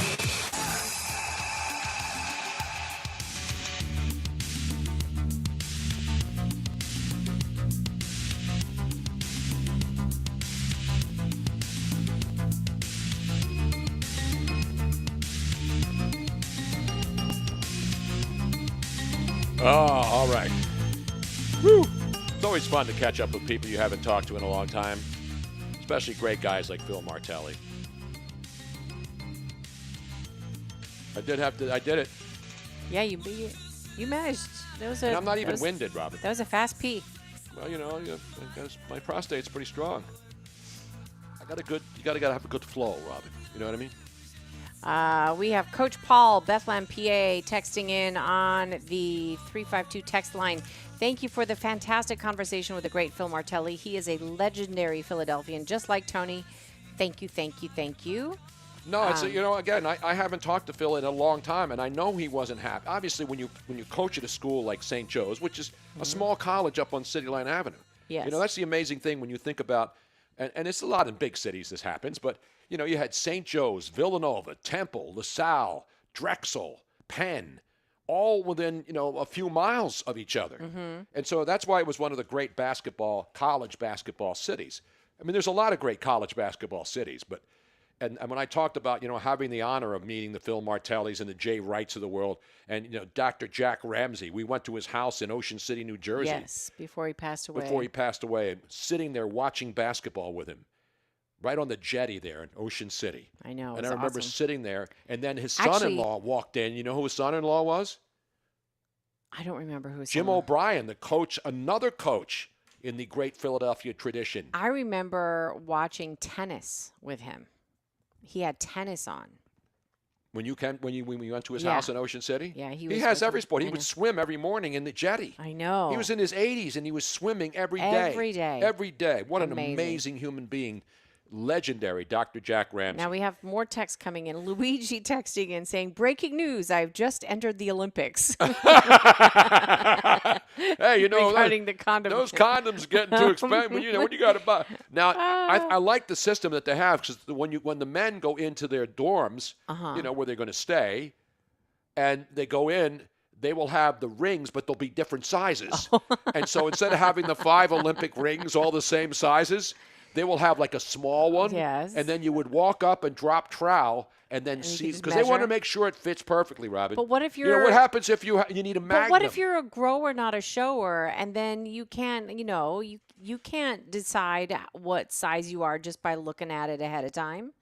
You have Yes, to you wait can. until you're in the moment, and then you can see No, how you know big how it it is when athletes go into a gym area, they're ready to drop towel. They have to get tested. Let they me have tell to have you, everything checked out. most men would say that they're a magnet when they're not. And besides, size doesn't matter. It's how you use it. No, it doesn't matter in the Olympics. It's how many chicks you can bang from all over the world. I just think it's hysterical that they actually made sure that the beds can withstand 550 pounds. I mean, Do they have Bulgarian I don't know, like sumo wrestlers coming in? Who the hell is? The beds can withstand 500. Well, I mean, I'm assuming they're thinking at least 2 or 3 people. I mean, like those gymnasts weigh barely. Yeah, they're like spinners, man. I mean, you don't need a big bed 90 for that. pounds wet. Ice skaters. I mean, like the only people that would 2 people combined to be 550 would be like sumo wrestlers, See, now, weightlifters. they had no idea that Lily was in a room until I got up to pee. There she is. Lily loves being with Mommy and Daddy, right, Lil? Lily. Look at Lily. God, we love Lily. We love animals. We love people. We love people more than animals. I mean, animals more than people, and for most. But people are pretty good. There's some good people in the world. I have one last. This is one story that you do not know about, Tony Bruno. Is this breaking news? No, it's not breaking news. Okay, But this is another science health update. Well, this is a show based on science, unlike Yes. the CDC, which is finally admitting that they got everything wrong. That's small consolation from people who, had all kinds of problems. This is a science and health update for lazy people. Okay, and I'm going to to make this all breaking news. over this. I'm going to make it breaking news, Robin. If it's science, it's breaking. Scientists from the Washington University School of Medicine in St. Louis. So that's not the Washington State. It's the Washington School. School in St. Louis. Uh-huh. They have spent the last 10 years creating a new compound so that you can take a pill that will mimic physical activity. What? Yes. So you could take a pill instead of working out for real. I am so all over this. My lazy ass loves this shit. Wait, so Ozempic's not enough now. Now there's a pill that's actually going to stimulate all your organs? We have pills for that. It's an exercise pill that would potentially replace some, if not all, of the benefits of working out. Have they tried this? Have they tested this pill? Yes. The team of researchers presented their findings to the American Chemical Society. Dude. What is chemical? Well, whatever. Well, this is medicines, chemicals. But true. And these pills are replicating the physical effects of exercise, specifically the ability to enhance metabolism and growth, as well as improved muscle performance. So I don't have to work out. Well, I don't work out. What I do is when I work out, I go out to the lot, I dig dirt. I go outside, work on the boat. That's physical activity. Yes. Sitting on your ass every day, you're not going to lose weight here's the sitting thing. on your ass. So this is what they're saying. It's not going to provide everything, like enhanced lung capacity, working out. How long has this stuff been tested, It's not going to be able to do that. Like How long has this stuff been Will tested? you let me finish my sentence? Okay. 10 years. They said 10 years. I said that at the beginning of the story. So if you can exercise plus take this pill where you're getting your heart and lungs growing and pumping, but then these pills can enhance everything else like your metabolism, your muscle growth, all of that, then you could work out less and get more results. How awesome is that? Will you start taking that right away? Oh, probably it's I going to be would. like $1 million. It's like whenever they come up with a new drug, they overprice it, and then people 5 years later, their dicks fall off and they're wondering what's going on. But you know what it's like? It's like the melanotan that I took because my dermatologist told me when we went to the Virgin Islands that it was really dangerous for my type of skin to go out. Like I told you the other day on the lot when the skin was really hot? Because I burn like that. Yes. Well, melanotan is a peptide that you inject and it makes your body produce more melanin so that when you are out in the sun, you still need to slather on stuff. But whereas before I would just burn, I would not be able to get a tan even if I wanted to. This produces more melanin so that your body produces more that can tan. Right. And it was great. I was tan for the first time in my life. So this sounds like it's very similar. rather than it just tells your body to produce better metabolism and more muscle growth. I'm so in for this. So you're going to take everything's based on a pill, taking a pill, right? I would do it in a heartbeat. Not a jagged little pill, Robin. The other thing is that they already have a name for it. What's it called? Elgendi. Elgendi. The amazing Elgendi. Come here and let me give you the benefits of Elgendi. Walk up, ladies and gentlemen. Buy one bottle of Elgendi, get a second one at 50% off. You don't need to go to GNC. You don't need to listen to Frank Thomas. Ladies and gentlemen, guys, she'll like it too. No crunches, no ab workers, no thigh busters. Remember all those machines? I will be a freaking guinea pig when they start doing human testing. So they haven't even done human testing on this shit yet? No, not yet. It's still only compound released for rodents, for rats. I'll sign up. Where do I sign up? Oh, man. Jim Marthins, since you are the king of Radio Row, wouldn't you being a spokesman for DraftKings be an obvious fit? Yes, I was a spokesman for DraftKings. Yes. And I lost it because of Deadspin. And I don't want to relitigate that, but there's not an hour that goes by in the day where I do not wish for evil things to befall every single scumbag that works for Deadspin and is now unemployed and hopefully never, ever gets another job again. D. Conrad Vega says, just smoke a blunt, Miss Robin. And that would be the exact opposite of what I want. I want to take a pill and just walk around the block and have it be like I worked out for 3 hours. I love this idea. Wow. By the way, this is something that's interesting from a site that I really don't respect, but they have the video, so I have to credit them. Rodney Harrison and Devin McCourty. Now, they were pretty damn good players with your New England Patriots. And they did a little get-together on a Zoom call, and Pro Football Talk posted this. So this is Rodney Harrison. You bring it up. I want to play this on my screen. Okay. I'll open it up. This is them talking about the New England Patriots Dynasty documentary, and apparently they think it sucks. But what did you think, watching the Patriots documentary? It didn't tell the stories of me coming and Corey Dillon. And I interviewed for 5 or 6 hours. I was in New York, and all they had me saying was, fuck them all. That's it. I felt like I got kind of duped. I was like, man, this is going to be great. Like the storytelling, we're talking about this and we're talking about that.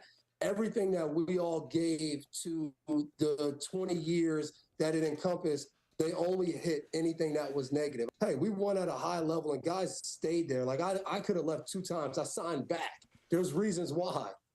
They act like the last 3 or 4 years, because the Patriots have struggled, that Bill can't coach. Bill made some mistakes, and he wasn't always the nicest or the purest guy. But at the end of the day, he always did whatever he had to do to make the team better. Think about this. He gave me an opportunity. A 5th-round draft choice. He gave Tom Brady an opportunity. He set down a $100 million quarterback when no one thought it was popular and started Tom Brady. Malcolm Butler was, forget undrafted free agent, he was a tryout guy. He gives guys who are the underdog an opportunity. No one talks about that. When everybody else is done with a guy, he brings in a Corey Dillon. He brings in a Randy Moss. He brings in a Rodney Harrison. And I just don't think that he got enough credit, enough respect, enough props. Man, this dude is the greatest coach of all time. So there you have it. 2 players giving love to Bill Belichick. And they said that the documentary sucked. And, that's one thing about documentaries. Because, the documentary, I didn't see it. But apparently people who have seen it, especially the players who were there, are saying that they just took the negative stuff. That's what they wanted to do. Documentaries have to show the good times and the bad times. Yes. But apparently, according to people, 2 of the great players in franchise history, Rodney Harrison and Devin McCourty, they're talking about the documentary was shitty. A word we don't use much anymore. Shitty, Robin. Is that a good word, or is that a shitty word? You know what I'm saying? I don't see anything wrong with shitty. I use shitty all the time. I want to thank all the people listening on No Filter because, we got a chance to hear only in this hour will the no filter people and everybody else hear, our conversation with Phil Martelli. And the fact that he was sitting outside of a grocery store in Ypsilanti, Michigan, because his wife's back on the East Coast as he's still, at Michigan, as players are now, they're not going to the tournament, and players are entering the portal. And Phil said, it's one of the dumbest things ever happened. And so I'm glad that real basketball minds, because sports talk show hosts, they can say whatever they want. But when you get it from coaches who have coached at the highest levels, when you get all this stuff going on and you have talking heads in boxes who never played. I never played basketball. And even I know this decision about the portal, opening the portal just as the NCAA tournament starts, is the dumbest thing ever. So just when you thought the NCAA was getting its shit together after the debacle with the college football playoff, they find a way to put this, again, the NCAA tournament is not going to be on the back burner. Nobody's going to really care about who cares about it? The players and the agents and the people who are pushing NIL on these kids. Many of whom have not even played a full season of basketball, but they know that somebody is willing to give them money to go play somewhere else. So it's a double-edged sword, but it's the wrong time to do it. And Phil didn't know, when I asked him who was responsible, he said he didn't blame the NCAA, and he didn't really blame anybody. So somebody has to know why this happened. Somebody has to know how this happened and why it happened and why it was done the moment it was done. It couldn't be because somebody was they just weren't observant enough to look at the calendar and see that these two things collided. I know that could have happened, but that's insanely stupid that nobody caught this if that's what happened. Exactly. So anyway, by the way, there was an interesting story with the Phillies spring training starting to wind down in Clearwater. And one of the guys who's done a great job, we had him on the show earlier.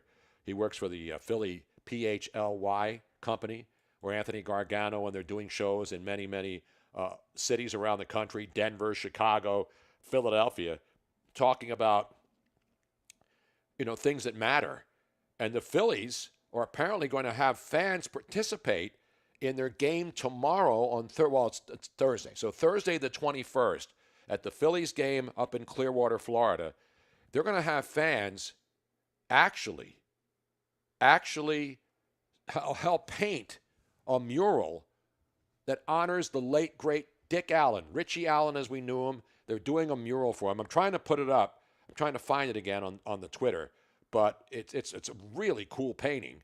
The painting's already been done, but they're having the fans actually help paint it or sign it. I want to bring it up. I got to find it again now. But it's a really nice touch. So if you're going to be in Clearwater, Florida for Thursday's Phillies game, you'll get a chance to get one of these posters, I understand, too.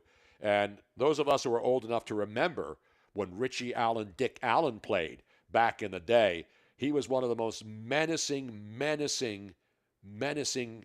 forces in baseball history.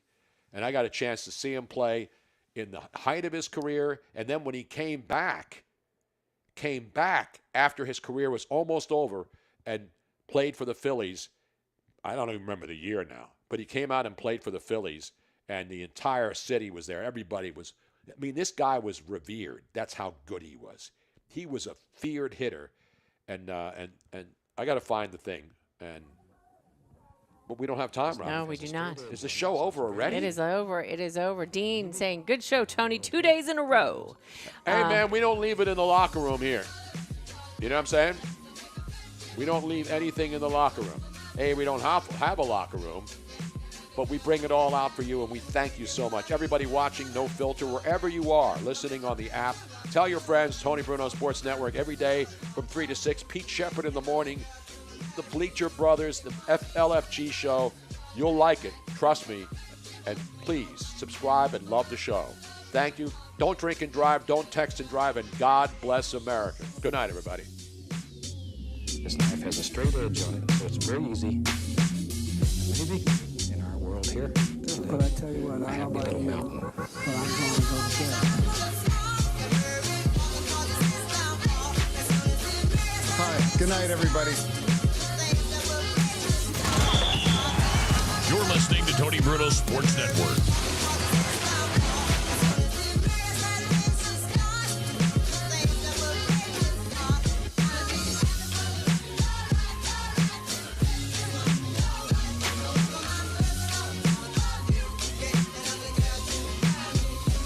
Antonio.